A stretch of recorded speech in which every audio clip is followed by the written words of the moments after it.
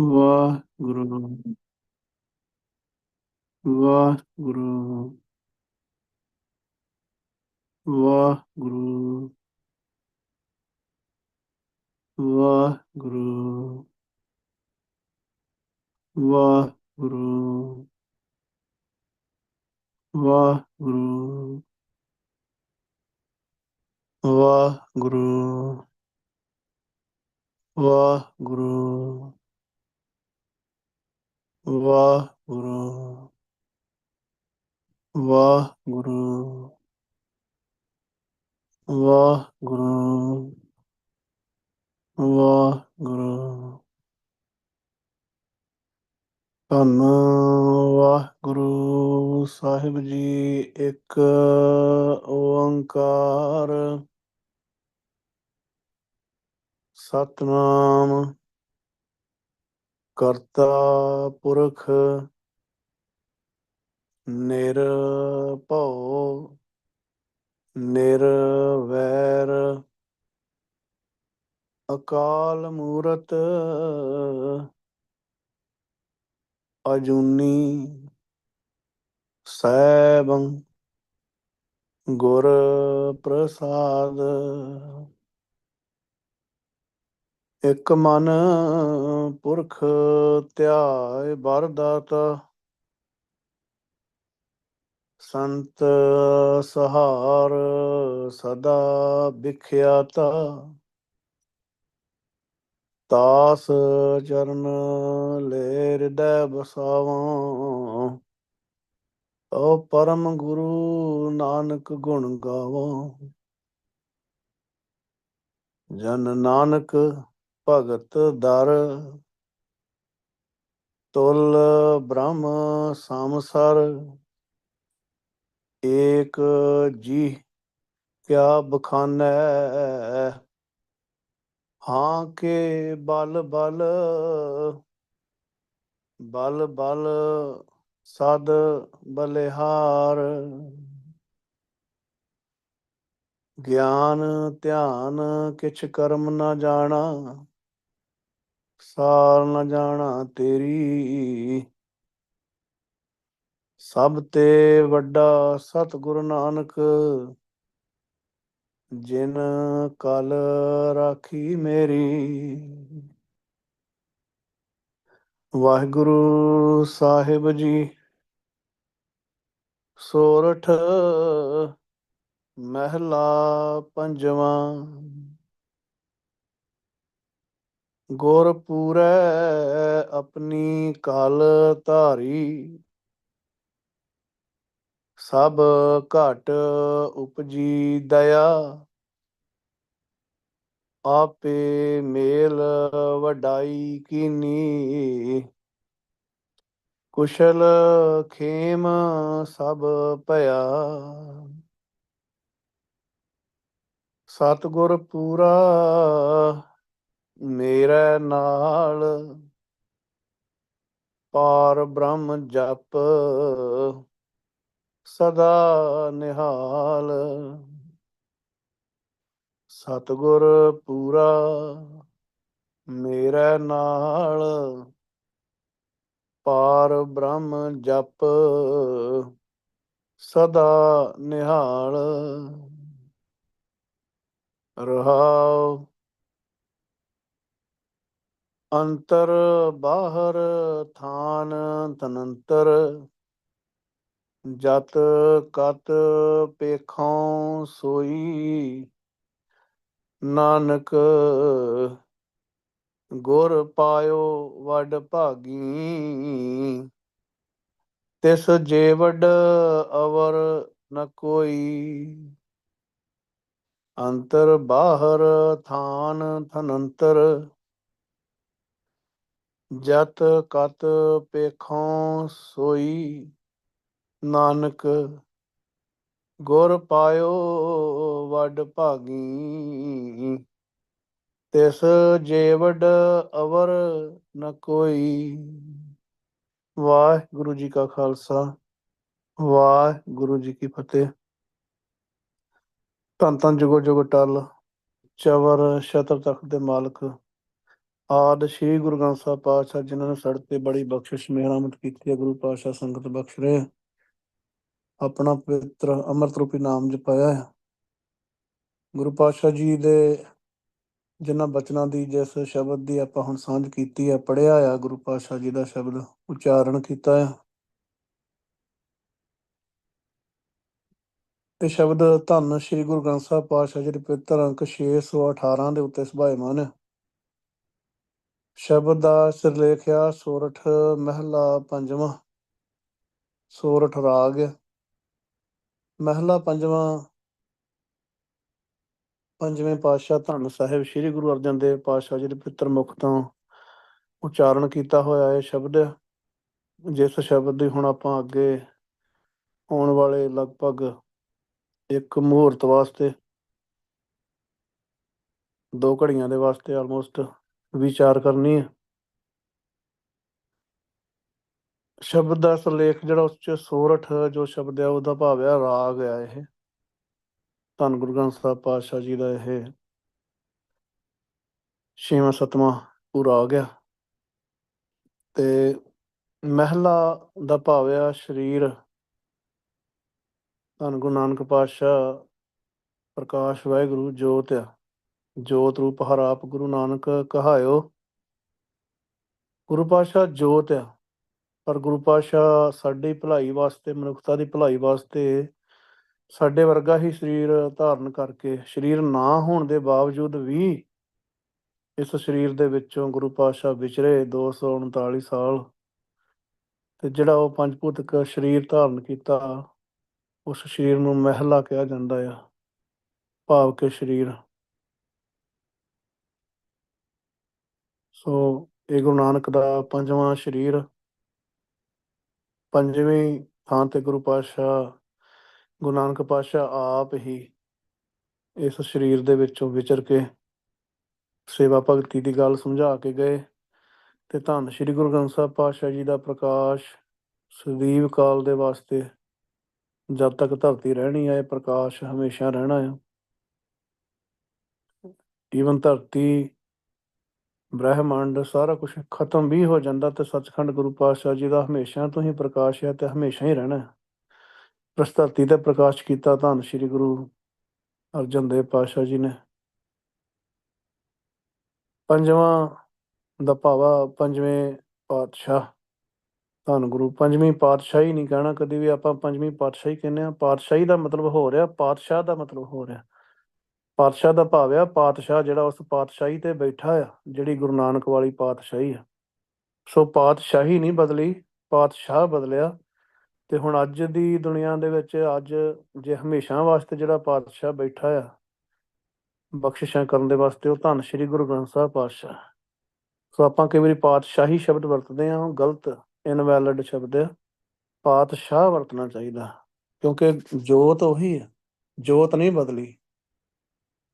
ਉਸ ਜੋਤ ਦੇ ਜਿਹੜੇ ਸਰੀਰ 'ਚ ਜੋਤ ਵਿਚਰੀ ਆ, ਜਿਸਨੇ ਸੇਵਾ ਕੀਤੀ ਆ, ਉਹ ਸਰੀਰ ਹੀ ਬਦਲਿਆ। ਇਸ ਕਰਕੇ ਪੰਜਵੇਂ ਪਾਤਸ਼ਾਹ।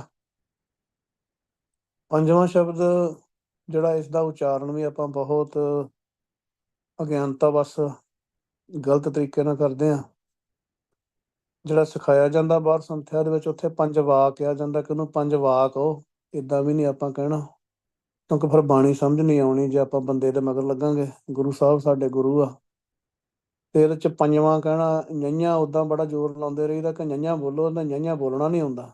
ਈਵਨ ਕਥਾ ਕਰੀ ਜਾਂਦੇ ਆ ਕਈ ਵਿਚਾਰਕ, ਤੇ ਉਹ ਨਈਆਂ ਹੀ ਨਹੀਂ ਬੋਲਣਾ ਆਉਂਦਾ। ਜਿੱਥੇ ਗੁਰੂ ਪਾਤਸ਼ਾਹ ਨੇ ਵੰਝਾਂ ਲਿਖਿਆ, ਉੱਥੇ ਵੰਝਾਂ ਕਹਿਣਗੇ, ਜੱਜਾ ਜਾਂ ਝੱਜਾ ਲਾਉਣਗੇ। ਤੇ ਪਰ ਜਦੋਂ ਪੰਜਵਾਂ ਕਹਿਣਾ, ਇੱਥੇ ਨਈਆਂ ਸਾਰੇ ਹੀ ਬੋਲੀ ਜਾਂਦੇ। ਪੰਜਵਾਂ। ਸੋ ਵਾਹਿਗੁਰੂ ਪੰਜਵਾਂ ਨਹੀਂ ਕਹਿਣਾ, ਪੰਜਵਾਂ ਜੱਜਾ ਆ। ਤੇ ਕਈ ਗੁਰਸਿੱਖ ਇਲਾਕਿਆਂ ਦੀ ਭਾਸ਼ਾ ਦੇ ਹਿਸਾਬ ਨਾਲ ਪਿਛਲੇ ਪਾਸੇ ਵਾਵੇ ਕੰਨਾਂ ਦੀ ਜਗ੍ਹਾ ਤੇ ਮੰਮੇ ਕੰਨਾਂ ਬੋਲਦੇ ਆ। ਪੰਜਵਾਂ, ਪੰਜਵਾਂ ਵੀ ਨਹੀਂ ਹੈਗਾ, ਪੰਜਵਾਂ। ਪੰਜਵਾਂ ਭਾਵ ਕਿ ਗੁਰੂ ਨਾਨਕ ਪਾਤਸ਼ਾਹ ਜੀ ਦਾ ਪੰਜਵਾਂ ਸਰੀਰ, ਪੱਪੇ ਟਿੱਪੀ ਜੱਜਾ ਵਾਵੇ ਕੰਨਾ, ਪੰਜਵਾਂ। ਨਾ ਹੀ ਪੰਜਵਾ, ਨਾ ਹੀ ਪੰਜਵਾਂ, ਨਾ ਹੀ ਪੰਜਵਾਂ, ਪੰਜਵਾਂ, ਪੰਜਵਾਂ ਬੋਲਣਾ। ਗੁਰੂ ਪਾਤਸ਼ਾਹ ਜੋ ਬਖਸ਼ਿਸ਼ ਕਰ ਰਹੇ ਆ ਅੱਜ ਦੇ ਸ਼ਬਦ ਦੇ ਵਿੱਚ, 2 ਪਦਿਆਂ ਦਾ ਸ਼ਬਦ ਆ। ਪਿਛਲੇ ਪਾਸੇ ਆਪਾਂ ਅੰਕ ਦੇਖਦੇ ਹਾਂ 2 11 39, ਭਾਵ ਕਿ ਇਹ 2 ਪਦਿਆਂ ਦਾ ਸ਼ਬਦ ਹੈ। ਜਿਹੜਾ ਸਭ ਤੋਂ ਪਹਿਲਾ ਅੰਕ ਆ ਰਿਹਾ ਉਹ ਇਸ ਸ਼ਬਦ ਦੇ ਪਦਿਆਂ ਵਾਸਤੇ ਆ ਕਿ ਇਸ ਸ਼ਬਦ ਦੇ ਜਿਹੜੇ ਆ ਪਦੇ ਆ, ਭਾਵ ਕਿ ਜਿੰਨੇ ਇਹਦੇ ਬੰਦ ਆ ਉਹ 2 ਆ। ਰਹਾਉ ਦਾ ਬੰਦ ਜਿਹੜਾ ਹੁੰਦਾ ਇਹ ਚ ਗੁਰੂ ਪਾਤਸ਼ਾਹ ਕਈ ਵਾਰੀ ਮੋਹਰਲੇ ਪਾਸੇ ਏਕਾ ਪਾ ਦਿੰਦੇ ਆ, ਕਿਤੇ ਨਹੀਂ ਪਾਉਂਦੇ, ਗੁਰੂ ਸਾਹਿਬ ਦੀ ਮਰਜ਼ੀ ਆ। ਕਈ ਵਾਰ ਆਪਾਂ ਦੇਖਦੇ ਹਾਂ ਰਹਾਉ ਤੋਂ ਪਹਿਲਾਂ ਗੁਰੂ ਪਾਤਸ਼ਾਹ ਨੇ ਏਕਾ ਪਾਇਆ ਹੁੰਦਾ, ਉਹ ਏਕਾ ਗਿਣਤੀ ਵਾਸਤੇ ਨਹੀਂ ਹੁੰਦਾ, ਉਹ ਗੁਰੂ ਪਾਤਸ਼ਾਹ ਉਂਝ ਪਾਉਂਦੇ ਆ, ਉਹ ਗੁਰੂ ਸਾਹਿਬ ਨੂੰ ਹੀ ਪਤਾ ਕਿ ਕਿਉਂ ਪਾਉਂਦੇ ਆ। ਇਸ ਸ਼ਬਦ ਵਿੱਚ ਗੁਰੂ ਪਾਤਸ਼ਾਹ ਜੀ ਨੇ ਰਹਾਉ ਦੇ ਮੋਹਰਲੇ ਪਾਸੇ ਏਕਾ ਨਹੀਂ ਪਾਇਆ। ਕਿਉਂ ਨਹੀਂ ਪਾਇਆ? ਕਿਉਂਕਿ ਗੁਰੂ ਸਾਹਿਬ ਦੀ ਮਰਜ਼ੀ ਆ, ਆਪਾਂ ਗੁਰੂ ਸਾਹਿਬ ਨੂੰ ਕੁਛ ਨਹੀਂ ਕਹਿ ਸਕਦੇ। ਸੋ ਇਹ ਰਹਾਉ ਜਿਹੜਾ ਆ ਇਹ ਆਪਾਂ ਕੋਈ ਦੂਜੇ ਪਦੇ ਦੇ ਗਿਣਤੀ 'ਚ ਨਹੀਂ ਲੈ ਲੈਣਾ, ਇਹ ਵੱਖਰਾ ਪਦਾ ਆ। ਸੋ ਕੁੱਲ ਮਿਲਾ ਕੇ 3 ਪਦੇ ਆ ਇਸ ਸ਼ਬਦ ਦੇ, ਪਰ ਆਪਾਂ ਇਹਨੂੰ ਦੁਪਦਾ ਕਵਾਂਗੇ। ਗੁਰੂ ਪਾਤਸ਼ਾਹ ਬਾਣੀ ਦੇ ਵਿੱਚ ਇਹਦੇ ਵਾਸਤੇ ਦੁਪਦਾ ਸ਼ਬਦ ਵਰਤਦੇ ਆ। ਦੁਪਦਾ ਦਾ ਭਾਵ ਆ 2 ਪਦਿਆਂ ਵਾਲਾ ਸ਼ਬਦ, ਜਾਂ ਦੁਪਦੇ ਆਊਗਾ ਉੱਪਰ ਸਿਰਲੇਖ ਵਿੱਚ, ਦੱਦੇ ਔਂਕੜ ਪੱਪਾ ਦੱਦੇ ਲਮਨ ਦੁਪਦੇ। ਦੁਪਦੇ ਦਾ ਭਾਵ ਹੈ ਕਿ ਇੱਥੋਂ 2 ਪਦਿਆਂ ਵਾਲੇ ਸ਼ਬਦ ਸ਼ੁਰੂ ਹੁੰਦੇ ਆ ਤੇ ਇਹ ਪਹਿਲਾ ਦੁਪਦਾ ਆ। ਸੋ ਅੱਜ ਦਾ ਸ਼ਬਦ ਵੀ 2 ਪਦਿਆਂ ਦਾ ਸ਼ਬਦ ਆ। ਰਹਾਉ ਵਾਲਾ ਪਦਾ ਜਿਹੜਾ ਆ ਇਹ ਉਸ ਗਿਣਤੀ 'ਚ ਨਹੀਂ ਗੁਰੂ ਸਾਹਿਬ ਰੱਖਦੇ। ਸੋ ਰਹਾਉ ਨੂੰ ਦੇਖੀਏ ਤੇ 3 ਪਦੇ ਆ, ਪਰ ਆਪਾਂ ਇਹਨੂੰ 2 ਪਦਿਆਂ ਵਾਲਾ ਸ਼ਬਦ ਹੀ ਕਵਾਂਗੇ ਜੋ ਗੁਰੂ ਸਾਹਿਬ ਕਹਿੰਦੇ ਆ। ਰਹਾਉ ਸ਼ਬਦ ਦਾ ਕੇਂਦਰੀ ਭਾਵ ਹੁੰਦਾ। ਸ਼ਬਦ ਦੇ ਵਿੱਚ ਗੁਰੂ ਪਾਤਸ਼ਾਹ ਕਿਹੜੀ ਗੱਲ ਸਮਝਾਉਣੀ ਚਾਹੁੰਦੇ ਆ, ਕਿਹੜੀ ਗੱਲ ਤੇ ਜ਼ੋਰ ਦੇਣਾ ਚਾਹੁੰਦੇ ਆ, ਇਸ ਸ਼ਬਦ ਦੇ ਰਾਹੀਂ ਜਿਹੜਾ ਸ਼ਬਦ ਆਪਾਂ ਇੱਕ ਪਰਟੀਕੂਲਰ, ਜਦੋਂ ਵੀ ਆਪਾਂ ਇੱਕ ਸ਼ਬਦ ਲੈਂਦੇ ਆ, ਇੱਕ ਸ਼ੁਰੂ ਤੋਂ ਲਾ ਕੇ, ਚਾਹੇ ਲੰਬੀਆਂ ਬਾਣੀਆਂ ਆ, ਚਾਹੇ ਛੋਟਾ ਸ਼ਬਦ ਆ 2 ਪਦਿਆਂ ਦਾ, ਜਾਂ 4 ਪਦਿਆਂ, ਪੰਚਪਦਾ, ਅਸ਼ਟਪਦੀ ਆ, ਗੁਰੂ ਪਾਤਸ਼ਾਹ ਇੱਕ ਸਿੰਗਲ ਨੁਕਤੇ ਤੇ, ਜਾਂ ਇੱਕ ਤੋਂ ਵੱਧ 2 ਨੁਕਤੇ ਹੋਣਗੇ ਵੱਧ ਤੋਂ ਵੱਧ, ਜਿਨ੍ਹਾਂ ਉੱਤੇ ਧਿਆਨ ਦਿਵਾਉਣਾ ਚਾਹੁੰਦੇ ਆ, ਤਾਂ ਕਿ ਅਸੀਂ ਗੱਲ ਨੂੰ ਸਹੀ ਤਰੀਕੇ ਨਾਲ ਫੋਕਸ ਕਰਕੇ, ਸਹੀ ਤਰੀਕੇ ਨਾਲ ਉਸ 'ਤੇ ਧਿਆਨ ਦੇ ਕੇ ਉਹਨੂੰ ਵਿਚਾਰਦੇ ਹੋਏ ਕਿਸੇ ਗੱਲ ਨੂੰ ਪਕੜ ਕਰ ਸਕੀਏ। ਕਿਉਂਕਿ ਸਾਡਾ ਇਹ ਮਨ ਆ ਨਾ, ਇਹ ਬੜਾ ਸੂਖਮ ਆ, ਤੇ ਜਿਹੜੀ ਚੀਜ਼ ਦੀ ਪਕੜ ਕਰ ਜਾਂਦਾ ਨਾ, ਫਿਰ ਹੌਲੀ ਹੌਲੀ ਉਹਦੇ ਤੇ ਧਿਆਨ ਇਹਦਾ ਟਿਕਣ ਲੱਗ ਜਾਂਦਾ ਆ। ਤਾਂ ਕਰਕੇ ਗੁਰੂ ਪਾਤਸ਼ਾਹ ਜਦੋਂ ਗੱਲ ਸਮਝਾਉਂਦੇ, ਗੁਰੂ ਪਾਤਸ਼ਾਹ ਦਾ ਗੱਲ ਸਮਝਾਉਣ ਦਾ ਤਰੀਕਾ ਬਹੁਤ ਪਿਆਰਾ ਆ। ਗੁਰੂ ਪਾਤਸ਼ਾਹ ਇਦਾਂ ਨਹੀਂ ਆਪਣੇ ਵਾਂਗੂ ਗੱਲ ਕਰਦੇ ਕਿ ਆਪਾਂ ਗੱਲ ਕਰਨ ਲੱਗਾਂਗੇ ਤੇ ਅਗਲੇ ਨੂੰ ਪਤਾ ਨਹੀਂ ਲੱਗਦਾ, ਅੱਧੀ ਗੱਲ ਉੱਧਰ ਨੂੰ, ਲੱਤਾਂ ਬਾਹਾਂ ਇੱਧਰ ਨੂੰ ਖਿਲਾਰ ਲਈਆਂ, ਗੱਲ ਤੁਰੀ ਇੱਧਰੋਂ ਹੀ ਤੇ ਤੁਰ ਕਿਸੇ ਪਾਸੇ ਜਾਂਦੀ ਆ, ਤੇ ਨਾ ਤਾਂ ਸੁਣਨ ਵਾਲੇ ਦੇ ਕੁਛ ਪੱਲੇ ਪੈਂਦਾ ਤੇ ਨਾ ਹੀ ਬੋਲਣ ਵਾਲੇ ਨੂੰ ਪਤਾ ਹੁੰਦਾ ਕਿ ਮੈਂ ਕੀ ਕਹਿ ਰਿਹਾ। ਪਰ ਗੁਰੂ ਪਾਤਸ਼ਾਹ ਦਾ ਤਰੀਕਾ ਬੜਾ ਯੂਨੀਕ ਆ, ਕਿਉਂਕਿ ਵਾਹਿਗੁਰੂ ਆ ਗੁਰੂ ਪਾਤਸ਼ਾਹ। ਗੁਰੂ ਪਾਤਸ਼ਾਹ ਜਦੋਂ ਵੀ ਕਿਸੇ ਗੱਲ ਨੂੰ ਸਮਝਾਉਂਦੇ ਆ, ਚਾਹੇ ਗੱਲ ਨੂੰ ਡਿਟੇਲ ਜਿੰਨੀ ਮਰਜ਼ੀ ਦੇ ਦੇਣ, ਪਰ ਨੁਕਤਾ ਜਿਹੜਾ ਆ ਉਹ ਹਮੇਸ਼ਾ ਹੀ ਇੱਕ ਪੁਆਇੰਟ ਹੁੰਦਾ ਆ ਜਿਹੜਾ ਗੁਰੂ ਪਾਤਸ਼ਾਹ ਅੰਦਰ ਬਿਠਾਉਣਾ ਚਾਹੁੰਦੇ ਆ। ਦੇਖੋ ਸੁਖਮਨੀ ਬਾਣੀ ਆ ਗੁਰੂ ਪਾਤਸ਼ਾਹ 30 ਆਲਮੋਸਟ 30 ਅੰਕ ਆ ਧੰਨ ਸ਼੍ਰੀ ਗੁਰੂ ਗ੍ਰੰਥ ਸਾਹਿਬ ਪਾਤਸ਼ਾਹ ਜੀ ਦੇ, ਜਿੱਥੇ ਬਾਣੀ ਉਹ ਦਰਜ ਆ। 30 ਅੰਕ ਤਾਂ ਬਹੁਤ ਬਾਣੀ ਹੁੰਦੀ ਆ, ਤੇ 24 ਅਸ਼ਟਪਦੀਆਂ ਆ। ਪਰ ਬੇਸਿਕ ਤੌਰ ਤੇ ਹਰੇਕ ਅਸ਼ਟਪਦੀ 'ਚ ਗੁਰੂ ਪਾਤਸ਼ਾਹ ਵੱਖ-ਵੱਖ ਤਰੀਕੇ ਨਾਲ ਗੱਲ ਸਮਝਾ ਰਹੇ ਆ। ਪਰ ਜੇ ਕੋਈ ਗੁਰਸਿੱਖ ਇਸ ਬਾਣੀ ਦੀ, ਸੁਖਮਨੀ ਬਾਣੀ, ਗੌੜੀ ਸੁਖਮਨੀ ਮਹਿਲਾ ਪੰਜਵਾਂ, ਗੌੜੀ ਰਾਗ ਦੇ ਵਿੱਚ ਬਾਣੀ ਆ, ਜੇ ਕੋਈ ਸਹੀ ਤਰੀਕੇ ਨਾਲ ਧਿਆਨ ਨਾਲ ਪੜ੍ਹਨਾ ਚਾਹੁੰਦਾ ਆ ਤੇ ਆਪਣਾ ਜੀਵਨ ਉਸ ਤਰ੍ਹਾਂ ਬਣਾਉਣਾ ਚਾਹੁੰਦਾ ਜਿਸ ਤਰ੍ਹਾਂ ਗੁਰੂ ਪਾਤਸ਼ਾਹ ਬਾਣੀ ਦੇ ਵਿੱਚ ਕਹਿ ਰਹੇ ਆ, ਤੇ ਉਹ ਜੇ ਰੋਜ਼ ਪੜ੍ਹਦਾ ਆ ਬਾਣੀ, ਜਾਂ ਰੋਜ਼ ਵਿਚਾਰਦਾ ਆ, ਜਾਂ ਕਿਸੇ ਵੀ ਤਰ੍ਹਾਂ ਬਾਣੀ ਨਾਲ ਉਸ ਦਾ ਸੰਬੰਧ ਜੁੜਦਾ ਆ, ਤਾਂ ਇੱਕ ਚੀਜ਼ ਜੀਵਨ ਵਿੱਚ ਸਪਸ਼ਟ ਤੌਰ ਦੇ ਉੱਤੇ ਉਹਦੇ ਪ੍ਰਗਟ ਹੋ ਜਾਣੀ ਚਾਹੀਦੀ ਆ ਕਿ ਉਹ ਬੰਦਾ ਭਗਤ ਬਣ ਜਾਵੇ। ਕਿਉਂਕਿ ਜਿੰਨੀਆਂ ਗੱਲਾਂ ਗੁਰੂ ਪਾਤਸ਼ਾਹ ਨੇ ਸਮਝਾਈਆਂ ਆ, ਜਿੰਨੀਆਂ ਗੱਲਾਂ ਤੋਂ ਗੁਰੂ ਪਾਤਸ਼ਾਹ ਨੇ ਰੋਕਿਆ ਆ ਕਿ ਇੱਦਾਂ ਨਿੰਦਾ ਨਹੀਂ ਕਰਨੀ, ਜਾਂ ਹੋਰ ਜਿਹੜੇ ਵੱਖ-ਵੱਖ ਅਸ਼ਟਪਦੀਆਂ ਦੇ ਵਿੱਚ ਗੁਰੂ ਪਾਤਸ਼ਾਹ ਜੀ ਨੇ ਗੱਲਾਂ ਦੱਸੀਆਂ ਕਿ ਆਹ ਕਰਨਾ ਆ, ਆਹ ਨਹੀਂ ਕਰਨਾ, ਕਰੋੜਾਂ ਲੋਕ ਕੀ ਕਰ ਰਹੇ ਆ, ਗੁਰਸਿੱਖ ਕੀ ਮੰਗਦੇ ਆ, ਗੁਰਸਿੱਖਾਂ ਦਾ ਜੀਵਨ ਕਿਸ ਤਰ੍ਹਾਂ ਦਾ ਹੁੰਦਾ, ਤਾਂ ਉਹ ਜਿਹੜਾ ਬੰਦਾ ਉਸ ਬਾਣੀ ਨੂੰ ਪੜ੍ਹ ਰਿਹਾ ਆ, ਉਸਦਾ ਜੀਵਨ ਜੇ ਉਹ ਇਸ ਨੁਕਤੇ ਤੇ ਧਿਆਨ ਦੇਵੇ ਕਿ ਗੁਰੂ ਪਾਤਸ਼ਾਹ ਸੈਂਟਰਲ ਕੇਂਦਰੀ ਨੁਕਤਾ ਕਿਹੜਾ ਸਮਝਾ ਰਹੇ ਆ, ਤਾਂ ਸਪਸ਼ਟ ਤੌਰ ਤੇ ਕਿਉਂਕਿ ਬਾਣੀ ਆਪਣਾ ਜੀਵਨ ਬਣਾਉਣ ਲਈ ਆ। ਗੁਰੂ ਪਾਤਸ਼ਾਹ ਜਿਸ ਤਰ੍ਹਾਂ ਦਾ ਜੀਵਨ ਇੱਕ ਮਨੁੱਖ ਦਾ ਵਾਹਿਗੁਰੂ ਦੇ ਰੂਪ ਹੋਏ ਹੋਏ ਦਾ ਇੱਕ ਆਤਮਿਕ ਜੀਵਨ ਜੀ ਰਹੇ, ਜੀਵ ਦਾ ਜੀਵਨ ਹੋਣਾ ਚਾਹੀਦਾ, ਉਹ ਸਾਰੀ ਦੀ ਸਾਰੀ ਵਿਉਂਤਬੰਦੀ, ਉਹ ਸਾਰਾ ਤਰੀਕਾ ਧੰਨ ਸ਼੍ਰੀ ਗੁਰੂ ਗ੍ਰੰਥ ਸਾਹਿਬ ਪਾਤਸ਼ਾਹ ਬਾਣੀ ਰਾਹੀਂ ਸਮਝਾਉਂਦੇ ਆ। ਸੋ ਜੇ ਕੋਈ ਮਨੁੱਖ ਸੁਖਮਨੀ ਬਾਣੀ ਦਾ ਪਾਠ ਕਰਦਾ ਆ, ਤਾਂ ਘੱਟੋ ਘੱਟ ਇੱਕ ਚੀਜ਼ ਜਿਹੜੀ ਆ ਬਹੁਤ ਜ਼ਰੂਰੀ ਆ ਕਿ ਉਸਦਾ ਜੀਵਨ ਇੱਕ ਭਗਤ ਵਾਲਾ ਹੋ ਜਾਣਾ ਚਾਹੀਦਾ, ਕਿ ਉਹ ਭਗਤ ਹੋਵੇ। ਭਾਵ ਕਿ ਦੇਖੋ, ਜੇ ਹੁਣ ਭਗਤ ਬਣ ਗਿਆ ਤੇ ਉਹਦੀ ਜ਼ਿੰਦਗੀ 'ਚ ਸਾਰਾ ਕੁਝ ਹੀ ਆ ਗਿਆ, ਜਿੰਨਾ ਵੀ ਕੁਝ ਗੁਰੂ ਪਾਤਸ਼ਾਹ ਚਾਹੁੰਦੇ ਆ। ਜੇ ਆਪਾਂ ਭਗਤਾਂ ਦਾ ਜੀਵਨ ਦੇਖਦੇ ਹਾਂ, ਭਗਤ ਰਵਿਦਾਸ ਜੀ ਆ, ਉਹਨਾਂ ਦਾ ਇੱਕ ਨਾਮ ਹੀ ਬਹੁਤ ਆ ਕਿ ਬਸ ਭਗਤ ਆ। ਇੱਥੋਂ ਹੀ ਪਤਾ ਲੱਗਦਾ ਕਿ ਸਾਰੀਆਂ ਹੀ ਬਖਸ਼ਿਸ਼ਾਂ ਉਹਨਾਂ ਦੇ ਕੋਲ ਆ, ਤੇ ਸਾਰੇ ਤਰ੍ਹਾਂ ਦੇ ਵਿਕਾਰਾਂ ਤੋਂ ਉਹਨਾਂ ਦਾ ਛੁਟਕਾਰਾ ਹੋਇਆ ਹੋਇਆ ਹੈ। ਸੋ ਜੇ ਕੋਈ ਬਾਣੀ ਤਾਂ ਪੜ੍ਹਦਾ ਆ, ਪਰ ਕੇਂਦਰੀ ਨੁਕਤੇ ਤੇ ਧਿਆਨ ਨਹੀਂ ਦੇ ਰਿਹਾ, ਗੁਰਬਾਣੀ ਦੇ ਸੈਂਟਰਲ ਭਾਵ ਤੇ ਧਿਆਨ ਨਹੀਂ ਦੇ ਰਿਹਾ, ਰਹਾਉ ਦੇ ਉੱਤੇ ਧਿਆਨ ਨਹੀਂ ਦੇ ਰਿਹਾ ਕਿ ਗੁਰੂ ਪਾਤਸ਼ਾਹ ਰਹਾਉ ਵਿੱਚ ਕੀ ਸਮਝਾ ਰਿਹਾ, ਤਾਂ ਉਹਨੂੰ ਬਾਣੀ ਪੜ੍ਹਨ ਦਾ ਕੋਈ ਖਾਸ ਲਾਭ ਨਹੀਂ ਹੋਣਾ।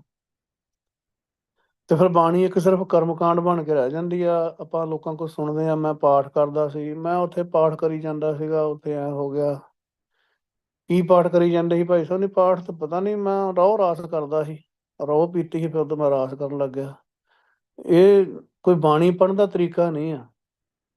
ਗੁਰੂ ਪਾਤਸ਼ਾਹ ਬਾਣੀ ਦੇ ਵਿੱਚ ਕੋਈ ਉਹ ਗੱਲ ਸਮਝਾਉਂਦੇ ਆ ਜਿਹੜੀ ਮਿਲਣੀ ਚਾਹੀਦੀ ਆ। ਜੇ ਆਪਾਂ ਕੋਈ ਗੱਲ ਪੜ੍ਹਦੇ ਆ, ਕੁਛ ਕੁਛ ਦੇਖਦੇ ਆ, ਦੁਨਿਆਵੀ ਤੌਰ ਦੇ ਉੱਤੇ ਪੜ੍ਹਾਈ ਕਰ ਲਈਏ, ਤਾਂ ਉੱਥੋਂ ਜੀਵ ਪੜ੍ਹ ਕੇ ਉਹ ਚੀਜ਼ ਨੂੰ ਲੈਣਾ ਚਾਹੁੰਦਾ ਆ ਕਿ ਫਿਰ ਇਹ ਮਿਲੇ ਕਿੱਦਾਂ। ਜਦੋਂ ਗੁਰੂ ਪਾਤਸ਼ਾਹ ਗੱਲ ਸਮਝਾਉਂਦੇ ਆ ਤੇ ਫਿਰ ਨਾਲ ਨਾਲ ਤਰੀਕਾ ਵੀ ਦੱਸਦੇ ਆ ਤੇ ਨਾਲ ਬਖਸ਼ਿਸ਼ ਵੀ ਕਰਦੇ ਆ।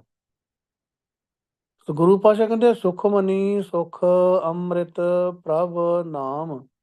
ਸਾਰੀ ਦੁਨੀਆ ਸੁਖੀ ਹੋਣਾ ਚਾਹੁੰਦੀ ਆ, ਪਰ ਜਿਹੜੀ ਉਹ ਸੁੱਖਾਂ ਦੀ ਮਣੀ ਆ, ਜਿਹਦੇ ਵਿੱਚੋਂ ਸੁੱਖ ਨਿਕਲਦੇ ਆ, ਉਹ ਤੇ ਵਾਹਿਗੁਰੂ ਦਾ ਨਾਮ ਆ। ਤੇ ਕਿੱਥੋਂ ਮਿਲੂਗਾ, ਕਿੱਦਾਂ ਹੋਊਗਾ?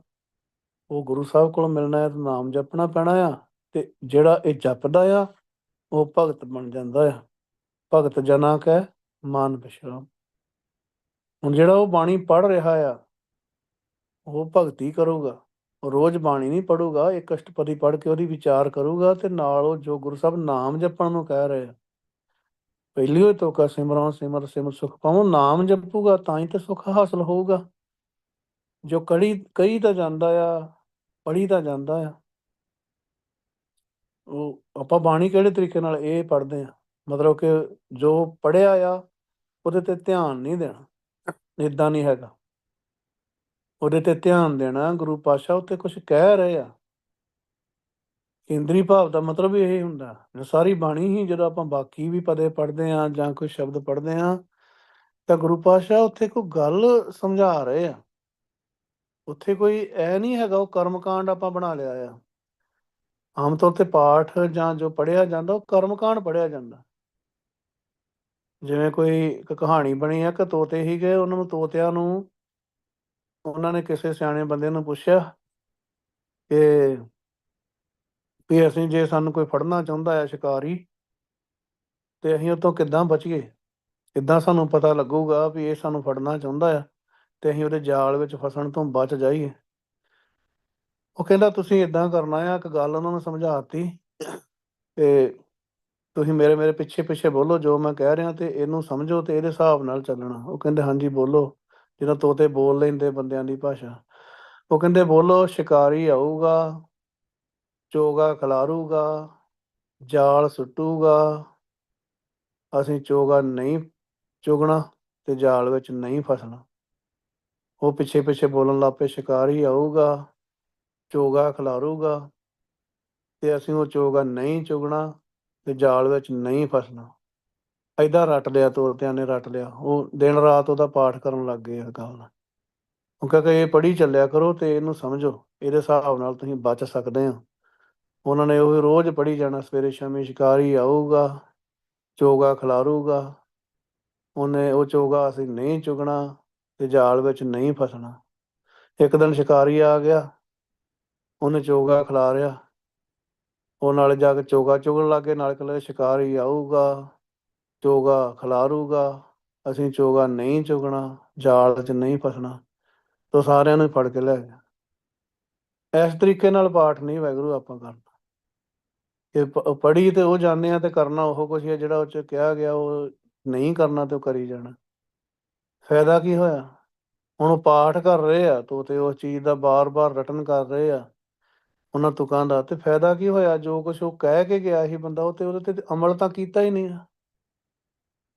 ਉਹ ਆ ਵੀ ਗਿਆ, ਉਹਨੇ ਚੋਗਾ ਵੀ ਖਿਲਾਰ ਲਿਆ, ਚੋਗਾ ਚੁਗ ਵੀ ਲਿਆ, ਤੇ ਉਹ ਫਸ ਵੀ ਗਿਆ। ਤੇ ਪੜੀ ਉਹ ਜਾਲ 'ਚ ਫਸੇ ਹੋਏ ਪੜੀ ਜਾਂਦੇ ਆ, ਸ਼ਿਕਾਰੀ ਆਊਗਾ ਚੋਗਾ ਖਿਲਾਰੂਗਾ, ਅਸੀਂ ਚੋਗਾ ਨਹੀਂ ਚੁਗਣਾ, ਜਾਲ 'ਚ ਨਹੀਂ ਫਸਣਾ। ਉਹ ਦੇਖਦਾ ਵੀ ਤੁਸੀਂ ਫਸ ਤਾਂ ਗਏ ਹੋ। ਉਹਨੇ ਪੁੱਛਿਆ, ਕਹਿੰਦਾ ਸਾਨੂੰ ਕਿਸੇ ਨੇ ਸਮਝਾਇਆ ਸੀ। ਉਹ ਕਹਿੰਦੇ ਮੂਰਖੋ, ਤੁਹਾਨੂੰ ਜਿਹੜਾ ਸਮਝਾ ਕੇ ਗਿਆ ਸੀ ਉਹ ਕਰਨ ਨੂੰ ਕਿਹਾ ਸੀ ਕਿ ਤੁਹਾਨੂੰ ਤੁਸੀਂ ਪੜ੍ਹਨ ਨੂੰ ਕਿਹਾ ਸੀ? ਚਲੋ ਹੁਣ ਇਸ ਤਰ੍ਹਾਂ ਗੁਰੂ ਪਾਤਸ਼ਾਹ ਬਾਣੀ ਨੂੰ ਪੜ੍ਹਨ ਨੂੰ ਨਹੀਂ ਕਹਿੰਦੇ। ਬਾਣੀ ਦਾ ਇੱਕ ਇੱਕ ਅੱਖਰ ਅੰਦਰ ਜਾਂਦਾ ਆ ਜਦੋਂ ਆਪਾਂ ਬਹੁਤ ਧਿਆਨ ਨਾਲ ਪੜ੍ਹਦੇ ਹਾਂ। ਕਈ ਗੁਰਸਿੱਖ ਆ, ਕਈ ਭੈਣਾਂ ਆ, ਕਈ ਆ ਜਦੋਂ ਬਾਣੀ ਨੂੰ ਪੜ੍ਹਦੇ ਆ ਉਹ ਕਾਂ ਤੁਕ ਪੜ੍ਹੀ ਨਹੀਂ ਜਾਂਦੀ, ਇੰਨਾ ਬਰਾਗ ਹੁੰਦਾ। ਕਿਉਂ? ਕਿਉਂ ਗੁਰੂ ਪਾਤਸ਼ਾਹ ਉਹਦੇ 'ਚ ਬਹੁਤ ਵੱਡੀਆਂ ਬਖਸ਼ਿਸ਼ਾਂ ਲਈ ਬੈਠੇ ਆ ਬਾਣੀ ਦੇ ਵਿੱਚ। ਪਰ ਪੜ੍ਹਨ ਵਾਲਾ ਕੀ ਕਰ ਰਿਹਾ ਆ? ਬਸ ਰੱਟੇ ਲਾ ਰਿਹਾ ਆ, ਗੱਲ ਪੱਲੇ ਹੀ ਨਹੀਂ ਪਈ। ਏਡੀਆਂ ਵੱਡੀਆਂ ਵੱਡੀਆਂ ਗੁਰੂ ਪਾਤਸ਼ਾਹ ਗੱਲਾਂ ਕਹਿ ਰਹੇ ਆ, ਜਿਹੜੀਆਂ ਕਿ ਆਪਾਂ ਜਦੋਂ ਗੁਰੂ ਸਾਹਿਬ ਦੀ ਬਾਣੀ ਨੂੰ ਧਿਆਨ ਨਾਲ ਪੜ੍ਹਦੇ ਫਿਰ ਆਪਾਂ ਦੇਖਦੇ ਹਾਂ ਵੀ ਗੁਰੂ ਪਾਤਸ਼ਾਹ ਇਹ ਤੁਸੀਂ ਕਹਿ ਤੇ ਰਹੇ ਹੋ ਇੰਨੀਆਂ ਬਖਸ਼ਿਸ਼ਾਂ ਮਿਲਦੀਆਂ, ਫਿਰ ਮੈਨੂੰ ਤਾਂ ਮਿਲੀਆਂ ਨਹੀਂ ਹਜੇ ਤੱਕ। ਹੁਣ ਜਿਹੜਾ ਇਸ ਚੀਜ਼ ਨੂੰ ਸੋਚੂਗਾ ਉਹਨੂੰ ਹੀ ਮਿਲਣਗੀਆਂ। ਫਿਰ ਗੁਰੂ ਪਾਤਸ਼ਾਹ ਸਮਝਾਉਣਗੇ ਬਾਣੀ ਦੇ ਰਾਹੀਂ ਹੀ ਕਿ ਕਿਉਂ ਨਹੀਂ ਮਿਲੀਆਂ। ਤੂੰ ਆਹ ਕੰਮ ਕਰਦਾ ਆ, ਆਹ ਵਿਕਾਰ ਤੈਨੂੰ ਰੋਕਿਆ ਕਿ ਨਹੀਂ ਕਰਨੇ। ਅਮਰ ਦੀ ਦਾਤ ਵੀ ਲੈ ਲਈ ਆ, ਨਾਮ ਦੀ ਦਾਤ ਵੀ ਲੈ ਲਈ ਆ, ਫਿਰ ਵੀ ਤੂੰ ਹਜੇ ਤੱਕ ਇਹੋ ਜਿਹੇ ਕੰਮ ਨਹੀਂ ਛੱਡ ਰਿਹਾ ਜਿਹੜੇ ਮੈਨੂੰ ਨਹੀਂ ਪਸੰਦ ਹੈਗੇ। ਤੈਨੂੰ ਕਿਹਾ ਗੁਰਸਿੱਖ ਨਾਲ ਈਰਖਾ ਨਹੀਂ ਕਰਨੀ, ਜਾਂ ਕੋਈ ਨਿੰਦਿਆ ਨਹੀਂ ਕਰਨੀ, ਜਾਂ ਇਸ ਤਰ੍ਹਾਂ ਦਾ ਕੰਮ ਕੋਈ ਜਿਹੜੇ ਕੰਮ ਤੋਂ ਤੈਨੂੰ ਮੈਂ ਰੋਕਿਆ ਆ ਬਾਣੀ ਰਾਹੀਂ, ਤੂੰ ਹਜੇ ਤੱਕ ਨਹੀਂ ਛੱਡੇ। ਫਿਰ ਉਹ ਸੋਚਦਾ ਇਸ ਗੱਲ ਨੂੰ ਕਿ ਹਾਂ ਗੁਰੂ ਸਾਹਿਬ ਗੱਲ ਤਾਂ ਸਹੀ ਆ। ਜਦੋਂ ਬੰਦਾ ਸੋਚੂਗਾ ਫਿਰ ਉਹਦੇ ਵਿਚਾਰ ਦੇ ਹਿਸਾਬ ਨਾਲ ਉਹ ਚੱਲੂਗਾ। ਗੁਰੂ ਪਾਤਸ਼ਾਹ ਕਹਿੰਦੇ ਸਤਿਗੁਰ ਪੂਰਾ ਮੇਰਾ ਨਾਲ ਪਾ ਬ੍ਰਹਮ ਜਪ ਸਦਾ ਨਿਹਾਲ। ਸਤਿਗੁਰ ਪੂਰਾ, ਸਦੀਵੀ ਹੋਣ ਵਾਲਾ ਗੁਰੂ ਪੂਰਾ, ਪੂਰਾ ਆ ਜਿਹੜਾ ਪੂਰਨ ਆ, ਜਿਸ ਵਿੱਚ ਕਿਸੇ ਵੀ ਤਰ੍ਹਾਂ ਦੀ ਕੋਈ ਘਾਟ ਨਹੀਂ ਹੈਗੀ, ਜਿਹੜਾ ਤ੍ਰੈਗੁਣਾ ਤੋਂ ਉੱਪਰ ਆ, ਚੌਥੇ ਪਦ ਦੇ ਵਿੱਚ ਆ। ਕਿਉਂਕਿ ਪੂਰਾ ਸਿਰਫ ਉਹੀ ਹੁੰਦਾ ਹੈ ਜਿਹੜਾ ਤ੍ਰੈਗੁਣਾ ਤੋਂ ਉੱਪਰ ਉੱਠਿਆ ਹੁੰਦਾ, ਚੌਥੇ ਪਦ ਹੀ। ਦੇਖੋ ਦੁਨੀਆ ਤੇ ਬੜੇ ਅਵਤਾਰ ਹੋਏ ਆ, ਹਿੰਦੂਇਜ਼ਮ ਦੇ, ਹੋਰ ਹੋਰ ਧਰਮਾਂ ਦੇ, ਉਹ ਹੈਗੇ ਗੁਰੂ ਹੀ ਆ। ਉਹ ਗਾਈਡ ਕਰਦੇ ਆ, ਲੋਕ ਉਹਨਾਂ ਦੇ ਹਿਸਾਬ ਨਾਲ ਚੱਲ ਕੇ ਆਪਣੇ ਹਿਸਾਬ ਨਾਲ ਜੋ ਵੀ ਉਹਨਾਂ ਦਾ ਸਿਸਟਮ ਆ ਉਹਨੂੰ ਕਰਦੇ ਆ। ਪਰ ਉਹ ਪੂਰੇ ਗੁਰੂ ਨਹੀਂ ਹੈਗੇ, ਕਿਉਂਕਿ ਉਹ ਤ੍ਰੈਗੁਣਾ ਦੇ ਵਿੱਚ ਆ। ਕਲਾ ਹੈਗੀਆਂ ਉਹਨਾਂ ਵਿੱਚ, ਰਿੱਧੀਆਂ ਸਿੱਧੀਆਂ ਵੀ ਹੈਗੀਆਂ, ਹੋਰ ਵੀ ਬੜਾ, ਸੁਰਤੀ ਬਹੁਤ ਲਾ ਲੈਂਦੇ ਕਿ ਸ਼ਿਵ ਜੀ ਬਹੁਤ ਤਗੜੀ ਸੁਰਤੀ ਲਾਉਂਦਾ ਹੈ, ਪਰ ਹੈਗੇ ਤ੍ਰੈਗੁਣਾ ਦੇ ਵਿੱਚ ਹੀ ਆ। ਜਿਹੜਾ ਪੂਰਾ ਗੁਰੂ ਆ ਉਹ ਤ੍ਰੈਗੁਣਾ 'ਚ ਨਹੀਂ ਹੁੰਦਾ। ਸਤਿਗੁਰ ਸਦੀਵੀ ਹੋਣ ਵਾਲਾ, ਕਿਉਂਕਿ ਉਹਦੀ ਹੋਂਦ ਵੀ ਸਦੀਵੀ ਆ, ਜਿਵੇਂ ਪ੍ਰਮਾਤਮਾ ਦੀ ਹੋਂਦ ਸਦੀਵੀ ਆ, ਗੁਰੂ ਵੀ ਹਮੇਸ਼ਾ ਤੋਂ ਹੀ ਆ। ਸਤਿਗੁਰ ਮੇਰਾ ਸਦਾ ਸਦਾ ਨਾ ਆਵੇ ਨਾ ਜਾਏ, ਉਹ ਅਬਿਨਾਸ਼ੀ ਪੁਰਖ ਹੈ, ਸਭ ਮੈਂ ਰਹਿ ਸਮਾਏ। ਉਹ ਸਾਰਿਆਂ ਦੇ ਵਿੱਚ ਸਮਾਇਆ ਹੋਇਆ ਆ, ਹਮੇਸ਼ਾ ਹੀ ਆ। ਉਸ ਨੂੰ ਕਹਿੰਦੇ ਆ ਸਤਿਗੁਰ। ਜਿਸ ਮਿਲਿਆ ਮਨ ਹੋਏ ਆਨੰਦ, ਸੋ ਸਤਿਗੁਰ ਕਹੀਏ। ਜਿਸ ਨੂੰ ਮਿਲਣ ਦੇ ਨਾਲ ਮਨ ਵਿੱਚ ਆਨੰਦ ਪੈਦਾ ਹੋ ਜਾਏ। ਦੇਖੋ ਆਪਾਂ ਧੰਨ ਸ਼੍ਰੀ ਗੁਰੂ ਗ੍ਰੰਥ ਸਾਹਿਬ ਪਾਤਸ਼ਾਹ ਦੇ ਕੋਲ ਜਾਂਦੇ ਹਾਂ, ਗੁਰੂ ਪਾਤਸ਼ਾਹ ਦਾ ਪ੍ਰਕਾਸ਼ ਆ, ਤੇ ਆਪਾਂ ਜਾਣਦੇ ਹਾਂ ਕਿ ਗੁਰੂ ਪਾਤਸ਼ਾਹ ਵਾਹਿਗੁਰੂ ਆ। ਵਾਹ ਵਾਹ ਬਾਣੀ ਨਿਰੰਕਾਰ ਹੈ। ਸੋ ਮਿਲਦਿਆਂ ਹੀ ਆਨੰਦ ਪੈਦਾ ਹੋ ਜਾਏ। ਹੁਣ ਉਹ ਗੁਰਸਿੱਖ ਕਿੱਡੇ ਭਾਗਾਂ ਵਾਲਾ ਆ, ਜਿਹਨੂੰ ਹਰ ਵੇਲੇ ਕੰਮ ਧੰਦੇ ਤੇ ਬਾਹਰ ਅੰਦਰ ਫਿਰਦਿਆਂ ਤੁਰਦਿਆਂ ਕਿਤੇ ਗਿਆ ਹੋਇਆ ਆ, ਰਸਤੇ 'ਚ ਆ, ਕਾਰ 'ਚ ਆ, ਬੱਸ 'ਚ ਆ, ਉਹਨੂੰ ਮਹਿਸੂਸ ਹੋ ਰਿਹਾ ਕਿ ਧੰਨ ਗੁਰੂ ਗ੍ਰੰਥ ਸਾਹਿਬ ਪਾਤਸ਼ਾਹ ਮੇਰੇ ਨਾਲ ਆ।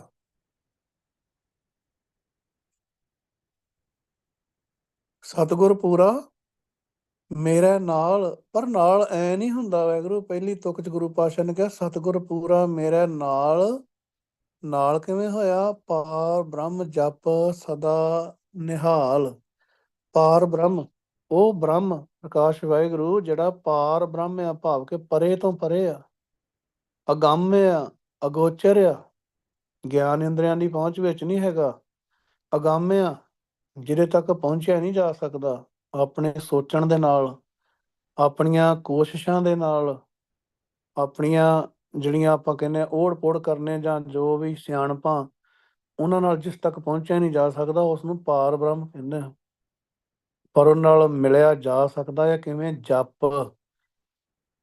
ਜਪ ਦਾ ਭਾਵ ਜਪ ਕੇ, ਕਿਰਿਆ ਵਿਸ਼ੇਸ਼ਣ ਆ। ਪਾਰ ਬ੍ਰਹਮ ਜਪ, ਪਰਮਾਤਮਾ ਨੂੰ ਜਪ ਕੇ ਸਦਾ ਨਿਹਾਲ। ਮੈਂ ਹਮੇਸ਼ਾ ਹੀ ਨਿਹਾਲ ਰਹਿੰਦਾ ਹਾਂ।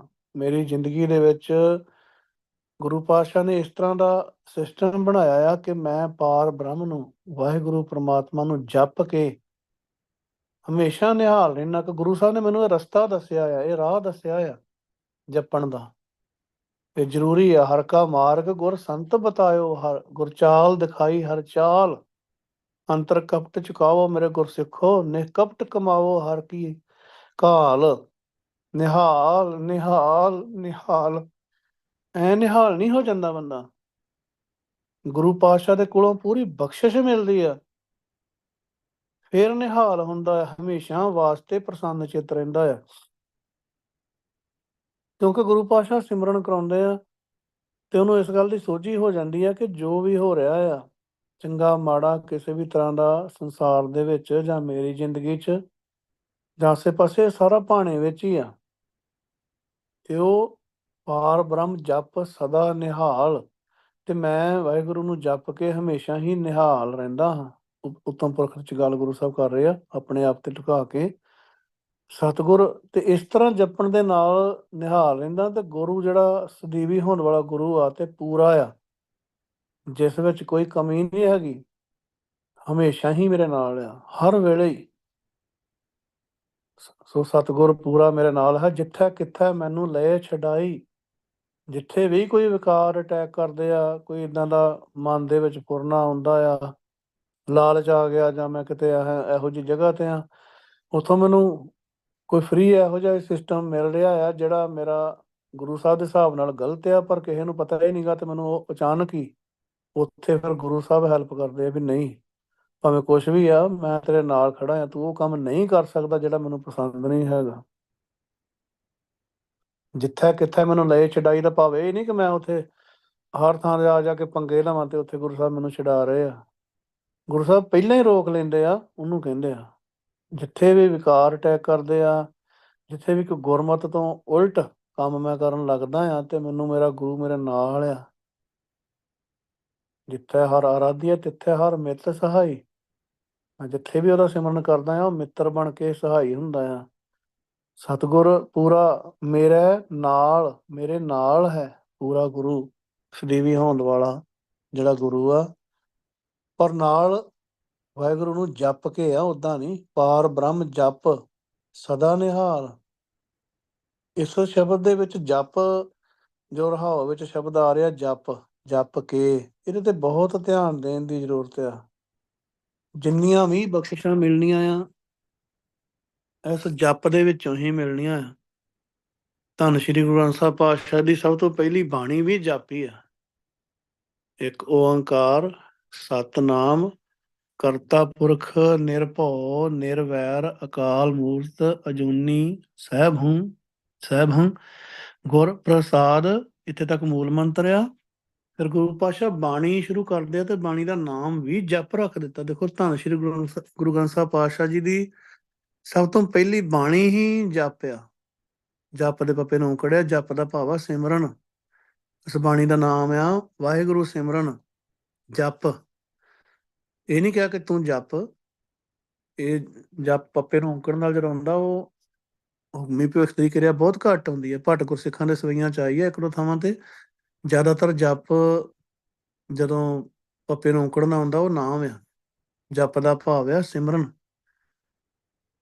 ਜਦੋਂ ਜਪਣ ਨੂੰ ਕਿਹਾ ਗਿਆ ਜਾਂ ਜਪ ਕਿਰਿਆ ਵਿਸ਼ੇਸ਼ਣ ਰੂਪ 'ਚ ਆਇਆ, ਜਿੱਦਾਂ ਅੱਜ ਇੱਥੇ ਪੱਪੇ ਨੂੰ ਸਿਹਾਰੀ ਹੁੰਦੀ ਹਮੇਸ਼ਾ ਹੀ। ਜਿਵੇਂ ਆਪਾਂ ਪੜ੍ਹਦੇ ਹਾਂ, ਜਪ ਮਨ ਸਤਨਾਮ ਸਦਾ ਸਤਨਾਮ। ਇਹ ਮੇਰੇ ਮਨਾ ਸਤਨਾਮ ਜਪ। ਸਤਨਾਮ ਕਿਹੜਾ ਆ? ਜਿਹੜਾ ਨਾਮ ਸਦੀਵੀ ਹੋਣ ਵਾਲਾ। ਕਈ ਵਾਰੀ ਆਪਾਂ ਗਲਤ ਅਰਥ ਸਮਝ ਲਏ ਕਿ ਇਹਦਾ ਭਾਵ ਗੁਰੂ ਸਾਹਿਬ ਕਹਿੰਦੇ ਸਤਨਾਮ ਸਤਨਾਮ ਜਪ, ਇਹਦਾ ਮਤਲਬ ਉਹ ਸਤਨਾਮ ਸਤਨਾਮ ਹੀ ਕਰਨ ਲੱਗ ਜਾਂਦੇ। ਫਿਰ ਨਾਮ ਕਿੱਧਰ ਗਿਆ? ਸਿਫਤ ਸਲਾਹ ਤਾਂ ਹੈ ਹੀ ਨਹੀਂ। ਸੱਤ ਦਾ ਭਾਵ ਆ ਸਦੀਵੀ ਹੋਣ ਵਾਲਾ, ਤੇ ਨਾਮ ਉਹ ਕਿਹੜਾ ਆ? ਵਾਹਿਗੁਰੂ ਗੁਰਮੰਤਰ ਆ, ਜਿਹੜਾ ਹਮੇਸ਼ਾ ਹੀ ਆ, ਜਿਹੜਾ ਖੰਡਾਂ ਬ੍ਰਹਿਮੰਡਾਂ ਦੇ ਵਿੱਚ ਚੱਲ ਰਿਹਾ ਆ ਕਰੋੜਾਂ ਸਾਲਾਂ ਤੋਂ, ਤੇ ਚੱਲਦਾ ਹੀ ਰਹਿਣਾ ਆ। ਉਹਨੂੰ ਕਹਿੰਦੇ ਆ ਜਪਣ ਵਾਸਤੇ। ਪਾਰ ਬ੍ਰਹਮ ਜਪ ਸਦਾ ਨਿਹਾਲ। ਸੋ ਦੇਖੋ, ਪਹਿਲੀ ਹੀ ਬਾਣੀ ਧੰਨ ਸ਼੍ਰੀ ਗੁਰੂ ਗ੍ਰੰਥ ਸਾਹਿਬ ਪਾਤਸ਼ਾਹ ਜੀ ਦੀ, ਉਹਦਾ ਨਾਂ ਆ ਜਪ। ਜਪ ਦਾ ਭਾਵ ਆ ਸਿਮਰਨ। ਫਿਰ ਗੁਰੂ ਪਾਤਸ਼ਾਹ ਬਾਣੀ ਦੇ ਵਿੱਚ ਸਿਮਰਨ ਦੀ ਹੀ ਗੱਲ ਸਮਝਾਉਂਦੇ ਆ। ਜਪ ਦਾ ਭਾਵ ਆ ਜਪ ਕੇ, ਹੁਣ ਜਪਣ ਦੀ ਜਦੋਂ ਗੱਲ ਆਉਂਦੀ ਆ, ਉਸ ਦਾ ਭਾਵ ਹੁੰਦਾ ਹੈ ਕਿ ਕੋਈ ਇਸ ਤਰ੍ਹਾਂ ਦਾ ਸ਼ਬਦ ਜਿਸ ਨੂੰ ਬਾਰ-ਬਾਰ ਉਚਾਰਨ ਕੀਤਾ ਜਾਵੇ ਰਸਨਾ ਦੇ ਨਾਲ, ਜੀਭ ਦੇ ਨਾਲ। ਕਈ ਵਾਰੀ ਨਾ ਆਪਾਂ ਬਹੁਤ ਭੁਲੇਖਿਆਂ 'ਚ ਚੱਲ ਜਾਂਦੇ ਆ, ਕਈ ਵਾਰੀ ਨਾ ਆਪਾਂ ਸੋਚਦੇ ਹਾਂ ਕਿ ਸੁਰਤੀ ਲਾ ਕੇ ਬਹਿ ਜਾਈਏ ਤਾਂ ਜਪਣ ਦੀ ਲੋੜ ਨਹੀਂ ਹੈਗੀ। ਪਰ ਜੇ ਜਪ ਰਸਨਾ ਦੇ ਉੱਤੇ ਨਹੀਂ ਆ ਰਿਹਾ, ਧਿਆਨ ਵਿੱਚ ਨਹੀਂ ਆ ਰਿਹਾ, ਤਾਂ ਸੁਰਤੀ ਕਿੱਦਾਂ ਲੱਗ ਜੂਗੀ। ਸੋ ਜਪਣ ਦਾ ਜਿਹੜਾ ਮਹੱਤਵ ਆ, ਇਹ ਕਦੀ ਵੀ ਘਟ ਨਹੀਂ ਸਕਦਾ, ਚਾਹੇ ਜਿੰਨੀ ਮਰਜ਼ੀ ਕਿਸੇ ਦੀ ਸੁਰਤੀ ਵੱਧ ਜਾਏ।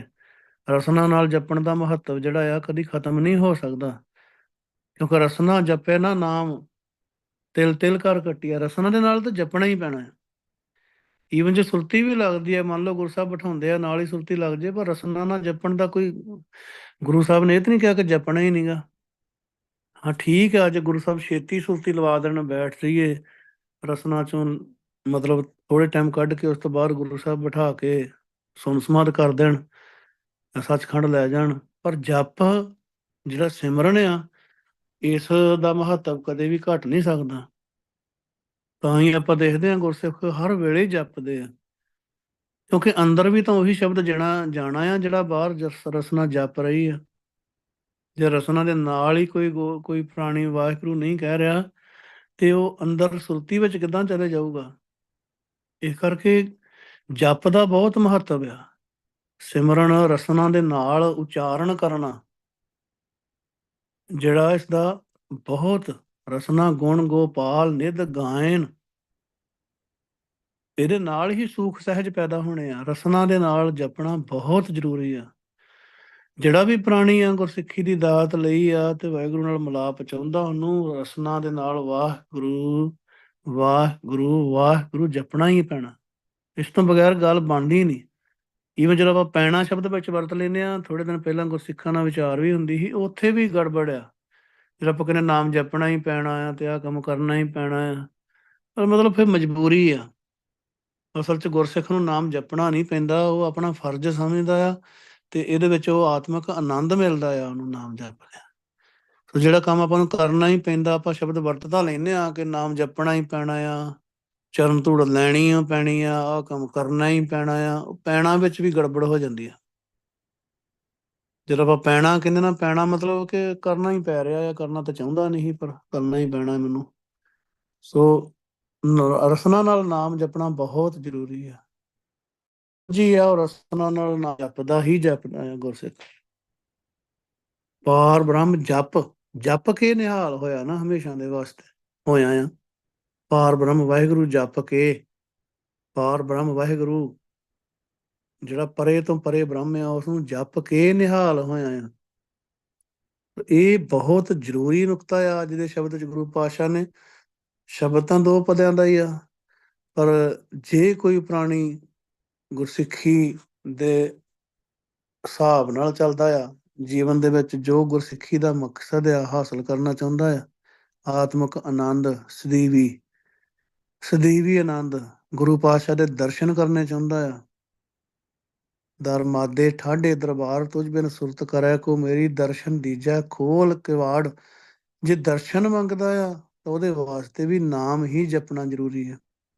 ਜੇ ਕੋਈ ਵੀ ਪ੍ਰਾਣੀ ਨਾਮ ਨਹੀਂ ਜਪਦਾ, ਵਾਹਿਗੁਰੂ ਵਾਹਿਗੁਰੂ ਗੁਰਮੰਤਰ ਨੂੰ ਰਸਨਾ ਦੇ ਨਾਲ ਉਚਾਰਨ ਨਹੀਂ ਕਰਦਾ, ਇਹਦੇ 'ਚ ਧਿਆਨ ਨਹੀਂ ਟਿਕਾਉਂਦਾ, ਤੇ ਕਦੀ ਵੀ ਦਰਸ਼ਨ ਨਹੀਂ ਹੋ ਸਕਦੇ। ਸ਼ਰਮਣੀ ਸੁਣੀਐ ਰਸਨਾ, ਰਸਨਾ ਗਾਈਐ ਹਿਰਦੈ ਧਿਆਈਐ ਸੋਈ। ਕੰਨਾਂ ਦੇ ਨਾਲ ਇਸ ਗੁਰਮੰਤਰ ਨੂੰ ਸੁਣਨਾ ਆ ਤੇ ਰਸਨਾ ਦੇ ਨਾਲ ਇਸ ਦਾ ਜਾਪ ਕਰਨਾ ਆ, ਤੇ ਹਿਰਦੇ ਦੇ ਵਿੱਚ ਇਸ ਗੁਰਮੰਤਰ ਦੇ ਉੱਤੇ ਧਿਆਨ ਟਿਕਾਉਣਾ ਆ। ਉਸ ਤਾਂ ਧੁਨ ਨੂੰ, ਜਿਹੜੀ ਵਾਹਿਗੁਰੂ ਗੁਰਮੰਤਰ ਦੀ ਧੁਨ ਰਸਨਾ ਦੇ ਨਾਲ ਨਿਕਲ ਰਹੀ ਆ, ਉਹਦੇ ਤੇ ਧਿਆਨ ਟਿਕਾਉਣਾ ਆ, ਤਾਂ ਵਾਹਿਗੁਰੂ ਨਾਲ ਮਿਲਾਪ ਹੋਣਾ ਆ। ਧੁਨ ਮਹਿ ਧਿਆਨ, ਉਸ ਧੁਨ ਦੇ ਵਿੱਚ ਧਿਆਨ ਟਿਕਾਉਣਾ। ਜਦੋਂ ਆਪਾਂ ਵਾਹਿਗੁਰੂ ਜਪਦੇ ਹਾਂ, ਸੁਰਤੀ ਟਿਕਣ ਦਾ ਜ਼ਿਆਦਾਤਰ ਗੁਰਸਿੱਖਾਂ ਨੇ ਜਿਹੜਾ ਤਰੀਕਾ ਦੱਸਿਆ ਆ, ਉਹ ਇਹੀ ਦੱਸਿਆ ਹੈ ਕਿ ਜਦੋਂ ਆਪਾਂ ਪੂਰਾ ਧਿਆਨ ਦਿੰਦੇ ਹਾਂ ਨਾ, ਕਿ ਮੈਂ ਵਾਹਿਗੁਰੂ ਕਹਿ ਰਿਹਾ ਹਾਂ ਤੇ ਮੇਰਾ ਧਿਆਨ ਉਸ ਸ਼ਬਦ ਵਿੱਚ ਹੋਵੇ, ਉਹ ਕੰਨ ਮੇਰੀ ਰਸਨਾ ਦੇ ਵਿੱਚੋਂ ਜਿਹੜਾ ਸ਼ਬਦ ਉਚਾਰਨ ਹੋ ਰਿਹਾ ਉਹਨੂੰ ਸੁਣਨ। ਜਦੋਂ ਉਹ ਸੁਣਨਗੇ ਤੇ ਆਸੇ ਪਾਸਿਓਂ ਧਿਆਨ, ਅੱਖਾਂ ਬੰਦ ਆ, ਜੇ ਅੱਖਾਂ ਬੰਦ ਆ ਤੇ 90% ਧਿਆਨ ਤਾਂ ਪਹਿਲਾਂ ਹੀ ਬਾਹਰ ਨਹੀਂ ਭਟਕ ਸਕਦਾ, ਕਿਉਂਕਿ ਅੱਖਾਂ ਰਾਹੀਂ ਭਟਕਦਾ ਜ਼ਿਆਦਾ।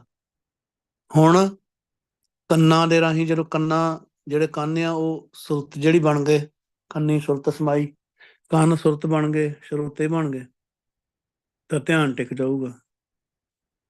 ਫੇਰ ਧਿਆਨ ਟਿਕਦਾ ਆ। ਇਹ ਬਹੁਤ ਜ਼ਰੂਰੀ ਨੁਕਤਾ ਧਿਆਨ ਦੇਣ ਵਾਲਾ, ਕਿ ਜਪ ਜਿਹੜਾ ਸਿਮਰਨ ਆ, ਰਸਨਾ 'ਚ ਕਰ ਰਹੀ ਆ, ਜਾਂ ਮਤਲਬ ਆਪਾਂ ਸੰਗਤ 'ਚ ਕਰ ਰਹੇ ਆ, ਸੋ ਸੰਗਤ ਦੇ ਰਸਨਾ ਦੇ ਰਾਹੀਂ ਜੋ ਨਾਮ ਜਪਿਆ ਜਾ ਰਿਹਾ ਆ, ਸਾਡੇ ਕੰਨ ਉਸ ਗੁਰਮੰਤਰ ਦੇ ਉੱਤੇ, ਉਸ ਨਾਮ ਦੇ ਸਿਮਰਨ ਦੇ ਉੱਤੇ ਧਿਆਨ ਦੇਣ। ਜੇ ਮੈਂ ਆਪਣੀ ਰਸਨਾ ਨਾਲ ਜਪ ਰਿਹਾ ਆ ਤੇ ਮੇਰਾ ਧਿਆਨ ਹੋਰ ਪਾਸੇ ਨਾ ਹੋਵੇ, ਰਸਨਾ ਤਾਂ ਜਪ ਰਹੀ ਆ, ਪਰ ਕੰਨ ਮੇਰੇ ਜਿਹੜੇ ਆ ਉਸ ਗੁਰਮੰਤਰ ਨੂੰ ਸੁਣਨ ਦੀ ਬਜਾਏ, ਕਿਉਂਕਿ ਮੇਰਾ ਧਿਆਨ ਹੋਰ ਪਾਸੇ ਆ, ਤੇ ਕੰਨਾਂ ਨੂੰ ਫਿਰ ਨਹੀਂ ਪਤਾ ਲੱਗਣਾ ਕਿ ਕੀ ਜਪਿਆ ਜਾ ਰਿਹਾ, ਉੱਪਰ ਉੱਪਰ ਰਹਿ ਜਾਣ। ਇਸ ਕਰਕੇ ਪਾਰ ਬ੍ਰਹਮ ਨੂੰ ਜਪ ਕੇ, ਜਿਹੜਾ ਪਰੇ ਤੋਂ ਪਰੇ ਵਾਹਿਗੁਰੂ ਆ, ਮੈਂ ਨਿਹਾਲ ਹੋ ਗਿਆ ਆ। ਹਮੇਸ਼ਾ ਹੀ ਮੇਰੀ ਜ਼ਿੰਦਗੀ ਦੇ ਵਿੱਚ ਖੇੜਾ ਗੁਰੂ ਪਾਤਸ਼ਾਹ ਨੇ ਬਣਾ ਦਿੱਤਾ ਆ, ਤੇ ਉਹ ਗੁਰੂ ਸਦੀਵੀ ਹੋਣ ਵਾਲਾ ਮੇਰੇ ਨਾਲ ਆ ਹਮੇਸ਼ਾ ਹੀ। ਗੁਰਪੂਰੈ ਆਪਣੀ ਕਲ ਧਾਰੀ, ਸਭ ਘਟ ਉਪਜੀ ਦਇਆ, ਆਪੇ ਮੇਲ ਵਡਾਈ ਕੀਨੀ, ਕੁਸ਼ਲ ਖੇਮ ਸਭ ਭਇਆ। ਗੁਰਪੂਰੈ ਆਪਣੀ ਕਲ ਧਾਰੀ, ਪੂਰੇ ਗੁਰੂ ਨੇ, ਪੂਰਾ ਗੁਰੂ ਕੌਣ ਆ? ਧੰਨ ਸ਼੍ਰੀ ਗੁਰੂ ਗ੍ਰੰਥ ਸਾਹਿਬ ਪਾਤਸ਼ਾਹ।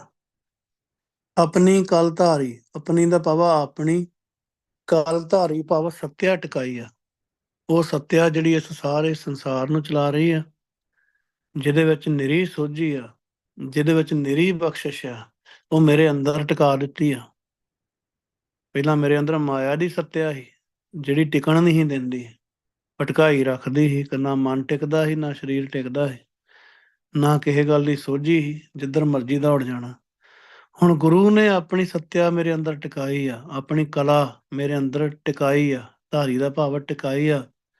ਸਭ ਘਟ ਉਪਜੀ ਦਇਆ, ਤੇ ਹੁਣ ਮੈਨੂੰ ਸਾਰੇ ਸਰੀਰਾਂ, ਸਾਰੇ ਜਿੰਨੇ ਵੀ ਜੀਵ ਮਿਲਦੇ ਆ, ਉਹਨਾਂ ਦੇ ਉੱਤੇ, ਉਹਨਾਂ ਦੇ ਪ੍ਰਤੀ ਮੇਰੇ ਮਨ ਵਿੱਚ ਦਇਆ ਪੈਦਾ ਹੋਈ ਆ।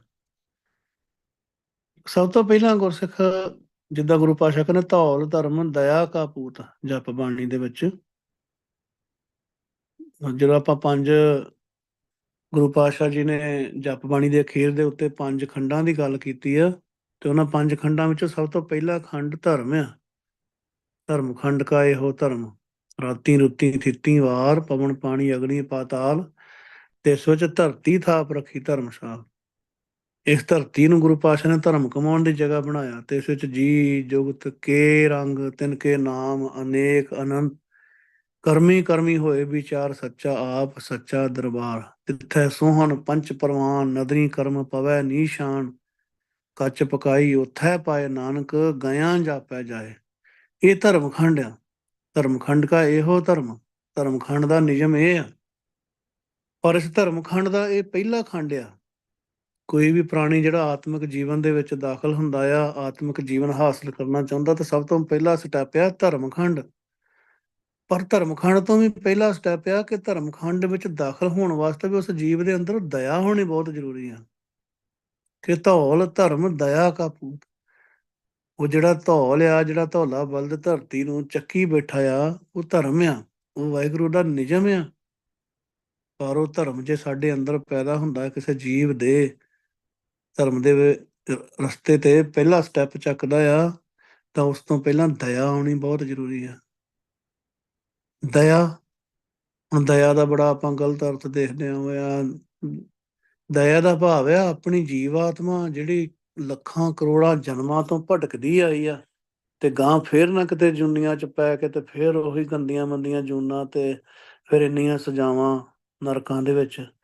ਪਹਿਲਾਂ ਤਾਂ ਆਪਣੇ ਆਪ ਤੇ ਦਇਆ ਕਰਨੀ, ਪਹਿਲੇ ਨੰਬਰ ਤੇ ਆਪਣੇ ਆਪ ਤੇ ਦਇਆ ਕਰਨੀ। ਜਿਹੜਾ ਵੀ ਜੀਵ ਆਪਣੇ ਆਪ ਤੇ ਦਇਆ ਕਰਦਾ ਆ, ਉਹ ਪੰਜਾਂ ਕੋ ਹਾਜ਼ਰ ਹੋ ਕੇ ਹੱਥ ਜੋੜ ਕੇ ਅਮਰ ਦੀ ਦਾਤ ਮੰਗਦਾ ਆ, ਉਹਨੂੰ ਕਹਿੰਦਾ ਦਇਆ। ਹੁਣ ਆਪਣੇ ਆਪ ਤੇ ਦਇਆ ਕੀਤੀ ਸਭ ਤੋਂ ਪਹਿਲਾਂ, ਆਪਣੀ ਜੀਵ ਆਤਮਾ ਨੂੰ ਜਮਦੂਤਾਂ ਤੋਂ ਬਚਾਇਆ, ਧਰਮਰਾਜ ਦੇ ਨਾਲੋਂ ਕਨੈਕਸ਼ਨ ਤੋੜਿਆ। ਹੁਣ ਦਇਆ ਦਾ ਅਗਲਾ ਸਟੈਪ ਆ ਕਿ ਹੁਣ ਜੇ ਧਰਮ ਦੇ ਰਾਹ ਤੇ ਤੁਰ ਪਿਆ, ਤੇ ਹੁਣ ਦੂਜੇ ਜੀਵਾਂ ਤੇ ਵੀ ਦਇਆ ਕਰੇ, ਆਸੇ ਪਾਸੇ ਜਿਹਨੂੰ ਦੇਖਦਾ ਉਹਨਾਂ ਕੋਲ ਧਰਮ ਦੀ, ਰੱਬ ਦੀ ਗੱਲ ਕਰੇ, ਤਾਂ ਕਿ ਉਹ ਵੀ ਆਪਣੇ ਆਪ ਨੂੰ ਬਚਾ ਲਵੇ। ਉਹ ਵੀ ਰੱਬ ਨਾਲ ਜੁੜ ਜਾਵੇ, ਉਹ ਵੀ ਕੁਰੈਤਾਂ ਛੱਡ ਕੇ ਰਹਿਤ ਵਿੱਚ ਆ ਜਾਵੇ, ਉਹ ਵੀ ਕਕਾਰ ਧਾਰਨ ਕਰਕੇ ਵਾਹਿਗੁਰੂ ਦੀ ਭਗਤੀ ਕਰਨ ਲੱਗ ਜੇ, ਤਾਂ ਕਿ ਜਿਹੜੀ ਜੀਵਾਤਮਾ ਆ ਹੈਗੀ ਤੇ ਵਾਹਿਗੁਰੂ ਦਾ ਰੂਪ ਆ, ਪਰ ਇਹਨੂੰ ਜਨਮਾਂ ਜਨਮਾਂ 'ਚ ਭਟਕਣਾ ਪੈਣਾ ਆ ਜੂਨੀਆਂ ਦੇ ਵਿੱਚ। ਤੇ ਕਿੰਨੇ ਇਹਦੇ ਤੇ ਜਿਵੇਂ ਗੁਰੂ ਪਾਤਸ਼ਾਹ ਬਾਣੀ 'ਚ ਕਹਿੰਦੇ ਆ ਕਿ ਜਮਦੂਤ ਆ ਜਿਹੜੇ ਬੜੇ ਅਤਿਆਚਾਰ ਕਰਦੇ ਆ, ਬਹੁਤ ਇਹਨੂੰ ਸਜ਼ਾਵਾਂ ਮਿਲਦੀਆਂ ਆ। ਉਹਨਾਂ ਸਜ਼ਾਵਾਂ ਤੋਂ ਬਚਾਉਣਾ ਇਹਨੂੰ ਕਹਿੰਦੇ ਦਇਆ। ਪਹਿਲਾਂ ਆਪਣੇ ਆਪ ਤੇ ਦਇਆ ਕਰਨੀ, ਆਪਣੀ ਜੀਵਾਤਮਾ ਤੇ ਦਇਆ ਕਰਨੀ, ਉਸ ਤੋਂ ਬਾਅਦ ਫਿਰ ਹੋਰ ਪ੍ਰਚਾਰ ਕਰਨਾ, ਤਾਂ ਕਿ ਦੂਜੇ ਵੀ ਇਹਨਾਂ ਯਾਤਨਾਵਾਂ ਤੋਂ, ਇਹਨਾਂ ਕਰੋੜਾਂ ਸਾਲਾਂ ਦੇ ਭੁਗਤਾਨ ਤੋਂ ਬਚ ਜਾਣ। ਹੁਣ ਮੈਨੂੰ ਸਾਰਿਆਂ ਤੇ ਦਇਆ ਆਉਂਦੀ, ਹੁਣ ਮੇਰਾ ਦਿਲ ਕਰਦਾ ਮੈਂ ਭਗਤੀ ਕਰਾਂ ਜ਼ਿਆਦਾ ਤੋਂ ਜ਼ਿਆਦਾ, ਬਾਣੀ ਦੀ ਵਿਚਾਰ ਕਰਕੇ ਤੇ ਪ੍ਰਚਾਰ ਕਰਾਂ, ਤਾਂ ਕਿ ਹੋਰ ਵੀ ਪ੍ਰਾਣੀ ਜਿਹੜੇ ਆ ਅੰਮ੍ਰਿਤ ਛਕ ਲੈਣ, ਭਗਤੀ ਨਾਲ ਜੁੜ ਜਾਣ। ਇਹ ਕਲਾ, ਇਹ ਸੱਤਿਆ, ਇਹ ਵਾਹਿਗੁਰੂ ਦੀ ਬਖਸ਼ਿਸ਼ ਮੇਰੇ ਅੰਦਰ ਪੂਰੇ ਗੁਰੂ ਨੇ ਆਪ ਟਿਕਾਈ ਆ। ਪੂਰੇ ਗੁਰੂ ਨੇ, ਧੰਨ ਸ਼੍ਰੀ ਗੁਰੂ ਗ੍ਰੰਥ ਸਾਹਿਬ ਪਾਤਸ਼ਾਹ ਜੀ ਨੇ ਆਪੇ ਮੇਲ ਵਡਾਈ ਕੀਨੀ, ਕੁਸ਼ਲ ਖੇਮ ਸਭ ਭਇਆ। ਆਪੇ ਦਾ ਭਾਵ ਆਪ ਹੀ, ਮੇਲ ਦਾ ਭਾਵ ਮੇਲ ਕੇ, ਕਿਰਿਆ ਵਿਸ਼ੇਸ਼ਣ ਵਡਾਈ ਕੀਨੀ, ਵਡਾਈ ਦਾ ਭਾਵ ਵਡਿਆਈ, ਕੀਨੀ ਭਾਵ ਮੈਨੂੰ ਦਿੱਤੀ ਆ, ਆਪਣੇ ਨਾਮ ਦੀ ਵਡਿਆਈ ਦਿੱਤੀ ਆ ਮੈਨੂੰ ਆਪ ਹੀ ਆਪਣੇ ਨਾਲ ਮੇਲ ਕੇ। ਕਿਉਂਕਿ ਅੱਜ ਦਾ ਸ਼ਬਦ ਜਿਹੜਾ ਆ ਇਹ ਸਾਰਾ ਉੱਤਮ ਪੁਰਖ ਦੇ ਵਿੱਚ ਆ। ਆਪਣੇ ਆਪ ਤੇ ਗੱਲ ਕਰਨੀ ਆ ਕਿ ਮੈਂ ਇਦਾਂ, ਜੋ ਵੀ ਗੱਲ ਆ ਆਪਣੇ ਆਪ ਤੇ। ਆਪੇ ਮੇਲ ਵਡਾਈ ਕੀਨੀ, ਪ੍ਰਮਾਤਮਾ ਨੇ ਆਪ ਹੀ ਮੈਨੂੰ ਗੁਰੂ ਨਾਲ ਮੇਲ ਕੇ ਵਡਿਆਈ ਦਿੱਤੀ ਆ। ਵਡਿਆਈ ਕਿਹੜੀ ਆ? ਸਭ ਤੋਂ ਵੱਡੀ ਵਡਿਆਈ ਜਿਹੜੀ ਆ ਨਾਮ ਦੀ ਆ। ਨਾਨਕ ਨਾਮ ਮਿਲੈ ਵਡਿਆਈ, ਏਦੂ ਉੱਪਰ ਕਰਮ ਨਹੀਂ। ਸਭ ਤੋਂ ਵੱਡਾ ਕਰਮ ਜਿਹੜਾ ਆ ਉਹ ਨਾਮ ਆ। ਨਾਮ ਜਪਣ ਦੇ ਵਿੱਚ ਜੇ ਗੁਰੂ ਪਾਤਸ਼ਾਹ ਕਿਸੇ ਨੂੰ ਲਾ ਲੈਣ, ਨਾਨਕ ਨਾਮ ਮਿਲੈ ਵਡਿਆਈ, ਏਦੂ ਉੱਪਰ ਕਰਮ ਨਹੀਂ। ਜੇ ਘਰ ਹੁੰਦਾ ਮੰਗਣ ਜਾਈਏ ਤਾਂ ਉਲਾਮਾ ਮਿਲਿਆ ਤਾਹੀਂ, ਇਸ ਤਰ੍ਹਾਂ ਤੋਂ ਕਿਹਾ। ਫੇਰ ਉਲਾਮਾ ਮਿਲਿਆ ਤਾਹੀਂ, ਫੇਰ ਉਲਾਮਾ ਆ। ਤੇ ਗੁਰੂ ਨਾਨਕ ਦੇ ਘਰੇ ਆਪਣੇ ਆਪ ਨੂੰ ਸਿੱਖ ਕਹਾਉਂਦਾ ਸੀ, ਗੁਰੂ ਨਾਨਕ ਦੇ ਘਰੇ ਜੰਮਿਆ, ਫੇਰ ਨਹੀਂ ਵਡਿਆਈ ਮਿਲੀ ਨਾਮ ਦੀ। ਫੇਰ ਉਹ ਮੋਨਾ ਘੁੰਨੇ ਤੁਰਿਆ ਫਿਰਿਆ, ਬੱਜਰ ਕਰਿਆ ਹੀ ਕਰੀ ਗਿਆ, ਅੰਮ੍ਰਿਤ ਦੀ ਦਾਤ ਹੀ ਨਹੀਂ ਲਈ, ਦਾੜੀ ਕੇਸ ਹੀ ਕੱਟੀ ਗਿਆ, ਨਸ਼ਾ ਹੀ ਕਰੀ ਗਿਆ, ਕੀ ਫਾਇਦਾ ਹੋਇਆ? ਇਹ ਕਰਕੇ ਗੁਰੂ ਨੇ ਆਪ ਹੀ, ਪ੍ਰਮਾਤਮਾ ਨੇ ਆਪ ਹੀ ਵਾਹਿਗੁਰੂ ਗੁਰੂ ਨਾਲ ਮਿਲ ਕੇ ਮੈਨੂੰ ਵਡਿਆਈ ਦਿੱਤੀ ਆ, ਆਪਣੇ ਘਰ ਦੀ, ਆਪਣੇ ਦਰ ਨਾਲ ਜੋੜਿਆ। ਦੇਖੋ ਗੁਰੂ ਸਾਹਿਬ, ਧੰਨ ਗੁਰੂ ਗੋਬਿੰਦ ਸਿੰਘ ਪਾਤਸ਼ਾਹ ਜੀ, 4 ਸਾਹਿਬਜ਼ਾਦੇ ਸ਼ਹੀਦ ਹੋਏ ਆ। ਜੇ ਕੋਈ ਪ੍ਰਾਣੀ ਇਸ ਧਰਤੀ ਉੱਤੇ ਅੱਜ ਦੇ ਯੁੱਗ ਵਿੱਚ ਵੀ ਕਿਸੇ ਵੀ ਮੁਲਕ ਵਿੱਚ ਬੈਠਾ ਆ, ਉਹ ਜਦੋਂ ਪੰਜਾਂ ਕੋ ਹਾਜ਼ਰ ਹੁੰਦਾ ਤਾਂ ਉੱਥੇ ਕਿਹਾ ਜਾਂਦਾ ਕਿ ਅੱਜ ਤੋਂ ਬਾਅਦ ਤੁਹਾਡਾ ਪਿਤਾ ਧੰਨ ਸ਼੍ਰੀ ਗੁਰੂ ਗੋਬਿੰਦ ਸਿੰਘ ਪਾਤਸ਼ਾਹ ਆ। ਏਡੀ ਵੱਡੀ ਵਡਿਆਈ ਆ, ਪਹਿਲੇ ਨੰਬਰ ਤੇ ਹੀ ਵਡਿਆਈ ਏਡੀ ਵੱਡੀ ਕੋ ਦਿੰਦਾ ਆ।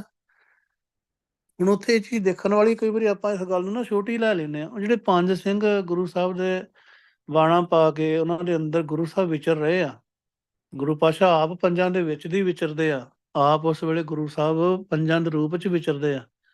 ਉਹ ਕਹਿ ਰਹੇ ਆ ਆਪਣੀ ਰਸਨਾ ਦੇ ਨਾਲ ਉਹਨਾਂ ਪ੍ਰਾਣੀਆਂ ਨੂੰ ਜਿਨ੍ਹਾਂ ਨੂੰ ਅੰਮ੍ਰਿਤ ਦੀ ਦਾਤ ਮਿਲੀ ਆ ਜਾਂ ਲੈਣ ਵਾਸਤੇ ਆਏ ਆ, ਕਿ ਅੱਜ ਤੋਂ ਬਾਅਦ ਜਦੋਂ ਅੰਮ੍ਰਿਤ ਛਕ ਲੈਂਦੇ, ਉਸ ਤੋਂ ਬਾਅਦ ਜਦੋਂ ਰਹਿਤ ਤੇ ਕ੍ਰੈਤ ਦੱਸੀ ਜਾਂਦੀ ਆ, ਤੇ ਸਭ ਤੋਂ ਪਹਿਲਾਂ ਇਹ ਦੱਸਿਆ ਜਾਂਦਾ ਕਿ ਅੱਜ ਤੋਂ ਤੁਹਾਡਾ ਜਨਮ ਗੁਰੂ ਨਾਨਕ ਦੇ ਘਰ ਵਿੱਚ ਹੋਇਆ। ਅਨੰਦਪੁਰ ਸਾਹਿਬ ਦੇ ਤੁਸੀਂ ਵਾਸੀ ਆ, ਜਨਮ ਤੁਹਾਡਾ ਕੇਸਗੜ੍ਹ ਸਾਹਿਬ ਦਾ ਆ, ਗੁਰੂ ਗੋਬਿੰਦ ਸਿੰਘ ਪਾਤਸ਼ਾਹ ਤੁਹਾਡਾ ਪਿਤਾ ਆ, ਮਾਤਾ ਸਾਹਿਬ ਕੌਰ ਤੁਹਾਡੀ ਮਾਤਾ ਆ, ਸਾਹਿਬਜ਼ਾਦੇ ਤੁਹਾਡੇ ਭਰਾ ਆ। ਕਿੱਡੀ ਵੱਡੀ ਵਡਿਆਈ ਆ, ਛੋਟੀ ਵਡਿਆਈ ਆ ਕਿਤੇ ਕਿਸੇ ਨੂੰ ਇਹ ਕਹਿ ਦੇਵੇ। ਹੁਣ ਜੇ ਆਪਾਂ ਉਹਨਾਂ ਪੰਜਾਂ ਦੇ ਮੂੰਹੋਂ ਕਹੀ ਹੋਈ ਗੱਲ ਦੇ ਉੱਤੇ ਯਕੀਨ ਨਹੀਂ ਕਰਦੇ, ਵੀ ਉਦਾਂ ਹੀ ਕਿਹਾ ਚਲੋ ਇੱਕ ਬਣੀ ਬਣਾਈ ਗੱਲ ਆ, ਏਦਾਂ ਨਹੀਂ ਹੈਗਾ। ਗੁਰੂ ਪਾਤਸ਼ਾਹ ਜਿਹਨੂੰ ਬਹੁਤ ਪਿਆਰ ਕਰਦੇ ਆ, ਉਹਨੂੰ ਹੀ ਆਪਣਾ ਪੁੱਤਰ ਬਣਾਉਂਦੇ ਆ। ਆਪੇ ਮੇਲ ਵਡਾਈ ਕੀਨੀ, ਆਪ ਹੀ ਆਪਣੇ ਨਾਲ ਮੇਲ ਕੇ ਵਡਿਆਈ ਕੀਤੀ ਆ, ਆ ਕੇ ਵਡਿਆਈ ਮੈਨੂੰ ਦਿੱਤੀ ਆ, ਆਪਣੇ ਨਾਲ ਜੋੜਨ ਦੀ, ਆਪਣਾ ਪੁੱਤਰ ਬਣਾਉਣ ਦੀ। ਕੁਸ਼ਲ ਖੇਮ ਸਭ ਭਇਆ, ਤੇ ਹੁਣ ਮੇਰੀ ਜ਼ਿੰਦਗੀ ਦੇ ਵਿੱਚ ਸਭ ਕੁਸ਼ਲ ਮੰਗਲ ਆ। ਖੇਮ, ਖੇਮ ਦਾ ਭਾਵ ਆ ਖੁਸ਼ੀਆਂ ਖੇੜਾ, ਹਿੰਦੀ 'ਚ ਕਸ਼ੇਮ ਸ਼ਬਦ ਆਉਂਦਾ, ਥਾਂ ਜਦੋਂ ਕਸ਼ੈ ਸ਼ਬਦ ਆਉਂਦਾ ਉੱਥੇ ਗੁਰੂ ਸਾਹਿਬ ਖੱਖਾ ਵਰਤਦੇ ਆ। ਸਾਰਾ ਹੀ ਕੁਸ਼ਲ ਤੇ ਖੇਮ ਸਭ ਕੁਛ ਮੇਰੀ ਜ਼ਿੰਦਗੀ ਵਿੱਚ ਹੋ ਗਿਆ ਆ, ਕਿਉਂਕਿ ਪੂਰਾ ਗੁਰੂ ਮੇਰੇ ਨਾਲ ਆ। ਤੇ ਵਾਹਿਗੁਰੂ ਨੂੰ ਜਪ ਜਪ ਕੇ, ਉਹਦਾ ਸਿਮਰਨ ਕਰ ਕਰਕੇ ਮੈਂ ਹਮੇਸ਼ਾ ਹੀ ਖਿੜਿਆ ਰਹਿੰਦਾ ਆ। ਜ਼ਿੰਦਗੀ ਵਿੱਚ ਖੇੜਾ ਗੁਰੂ ਸਾਹਿਬ ਨੇ ਬਖਸ਼ ਦਿੱਤਾ ਆ ਸਿਮਰਨ ਦੇ ਨਾਲ ਜੋੜ ਕੇ। ਅੰਤਰ ਬਾਹਰ ਥਾਨ ਤਨੰਤਰ ਜਤ ਕਤ ਪੇਖੋਂ ਸੋਈ, ਨਾਨਕ ਗੁਰ ਪਾਇਓ ਵੱਡ ਭਾਗੀ ਤਿਸ ਜੇ ਵਡ ਅਵਰ ਨਾ ਕੋਈ। ਹੁਣ ਇੰਨੀ ਬਖਸ਼ਿਸ਼ ਗੁਰੂ ਪਾਤਸ਼ਾਹ ਨੇ ਮੇਰੇ ਤੇ ਕੀਤੀ ਆ, ਇਬੈ ਬੀਠਲ ਉਬੈ ਬੀਠਲ, ਬੀਠਲ ਬਿਨ ਸੰਸਾਰ ਨਹੀਂ।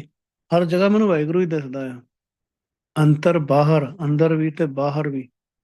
ਹਰ ਹਰ ਪਾਸੇ ਮੇਰੇ ਅੰਦਰ ਵੀ ਵਾਹਿਗੁਰੂ ਆ, ਮੈਨੂੰ ਪਤਾ ਉਹਦੀ ਜੋਤ ਆ, ਉਹ ਮੇਰੇ ਅੰਦਰ ਹਰ ਟਾਈਮ ਟਿਕੀ ਆ, ਤੇ ਅੰਦਰੋਂ ਮੈਂ ਨਾਮ ਜਪ ਰਿਹਾ।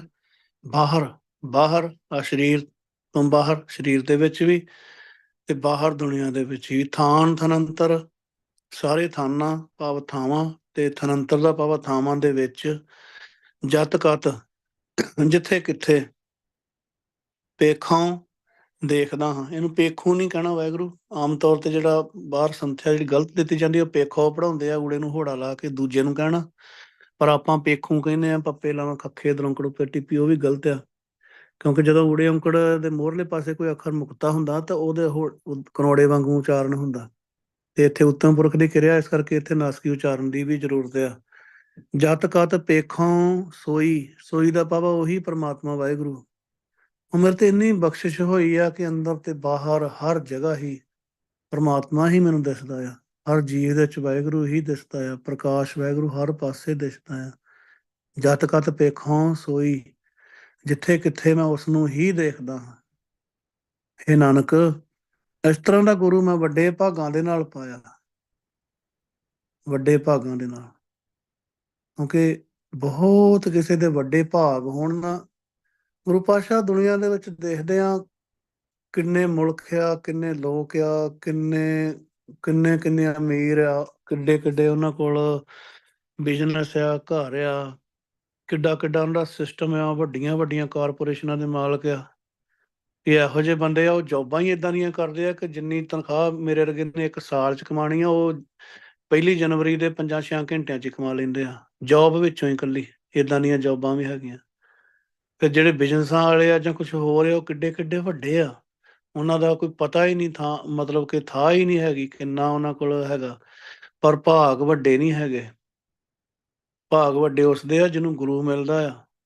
ਇਹ ਨਾਨਕ ਗੁਰ ਪਾਇਓ ਵੱਡ ਭਾਗੀ, ਤੇ ਗੱਗੇ ਬਿਹਾਰੀ ਤੇ ਨਾਸਕੀ ਉਚਾਰਨ ਕਰਾਂਗੇ। ਵੱਡੇ ਭਾਗਾਂ ਦੇ ਨਾਲ, ਵੱਡੇ ਭਾਗਾਂ ਦੇ ਨਾਲ ਇਹ ਗੁਰੂ ਮੈਂ ਪਾਇਆ ਆ।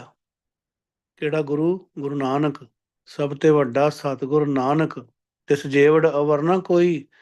ਤਿਸ ਪਵਾ ਉਸ ਗੁਰੂ ਦੇ ਜਿੱਡਾ, ਜੇਵੜ ਦਾ ਪਵਾ ਜਿੱਡਾ, ਜਿੱਡਾ ਵੱਡਾ। ਅਵਰ ਨਾ ਕੋਈ, ਉਸ ਗੁਰੂ ਜਿੱਡਾ ਵੱਡਾ ਕੋਈ ਹੋਰ ਨਹੀਂ ਹੈਗਾ। ਗੁਰੂ ਨਾਨਕ ਜਿੱਡਾ ਵੱਡਾ ਕੋਈ ਹੋਰ ਇਸ ਧਰਤੀ ਤੇ ਨਾ ਕਦੀ ਹੋਇਆ, ਨਾ ਕਦੀ ਹੋਣਾ ਹੀ ਹੈ।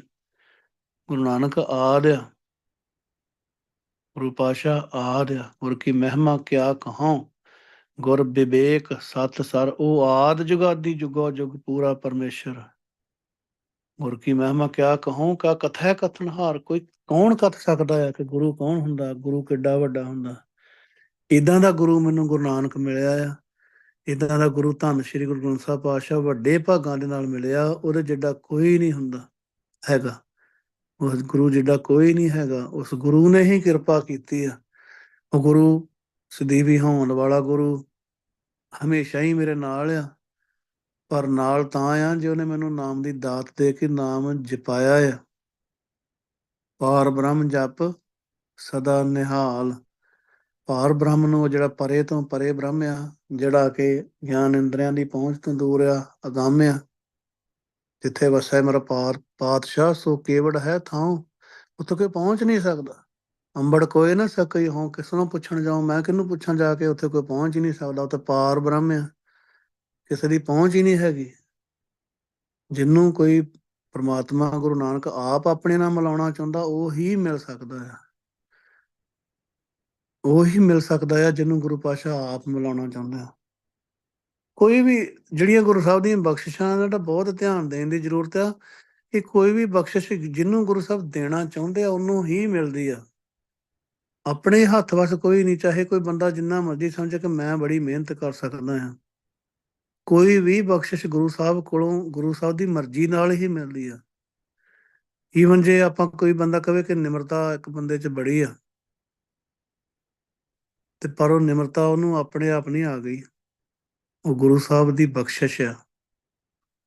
ਸੁਖਮਨੀ ਬਾਣੀ 'ਚ ਆਪਾਂ ਇੱਕ ਤੁਕ ਪੜ੍ਹਦੇ, ਕਰ ਕਿਰਪਾ ਜਿਸ ਕਾ ਹਿਰਦੈ ਗਰੀਬੀ ਬਸਾਵੈ, ਨਾਨਕ ਇਹਾਂ ਮੁਕਤ ਆਗੈ ਸੁਖ ਪਾਵੈ। ਹੁਣ ਜੋ ਬੰਦਾ ਕਵੇ ਕਿ ਮੇਰਾ ਤਾਂ ਸੁਭਾਅ ਹੀ ਬੜਾ ਵਧੀਆ ਸੀ, ਸ਼ੁਰੂ ਤੋਂ ਹੀ ਸੀਗਾ, ਮੈਂ ਬੜਾ ਨਿਮਰਤਾ ਵਾਲਾ ਸੀ, ਤਾਂ ਕਰਕੇ ਮੇਰੇ ਤੇ ਬਖਸ਼ਿਸ਼ ਹੋਈ ਆ, ਤੇ ਠੀਕ ਆ, ਆਪਾਂ ਨੂੰ ਲੱਗਦਾ ਵੀ ਹੋਵੇ ਕਿ ਹਾਂ ਬੜੀ ਨਿਮਰਤਾ ਆ, ਇਹਨੇ ਕਦੀ ਕਿਸੇ ਨਾਲ ਉੱਚਾ ਨਹੀਂ ਬੋਲਿਆ, ਪਰ ਗੁਰੂ ਪਾਤਸ਼ਾਹ ਕਹਿ ਰਿਹਾ ਕਿ ਵਾਹਿਗੁਰੂ ਹੀ ਕਿਰਪਾ ਕਰਕੇ ਕਿਸੇ ਦੇ ਹਿਰਦੇ ਵਿੱਚ ਨਿਮਰਤਾ ਵਸਾਉਂਦਾ ਆ, ਆਪਣੇ ਆਪ ਨਹੀਂ ਵਸ ਸਕਦੀ। ਫੇਰ ਉਹ ਇੱਥੇ ਵੀ ਤੇ ਅੱਗੇ ਵੀ ਮੁਕਤਾ। ਪਰ ਕਿਰਪਾ ਜਿਸ ਕਾ ਹਿਰਦਾ ਗਰੀਬੀ ਬਸਾਵੈ, ਬਸਾਵੈ ਕੌਣ? ਵਾਹਿਗੁਰੂ।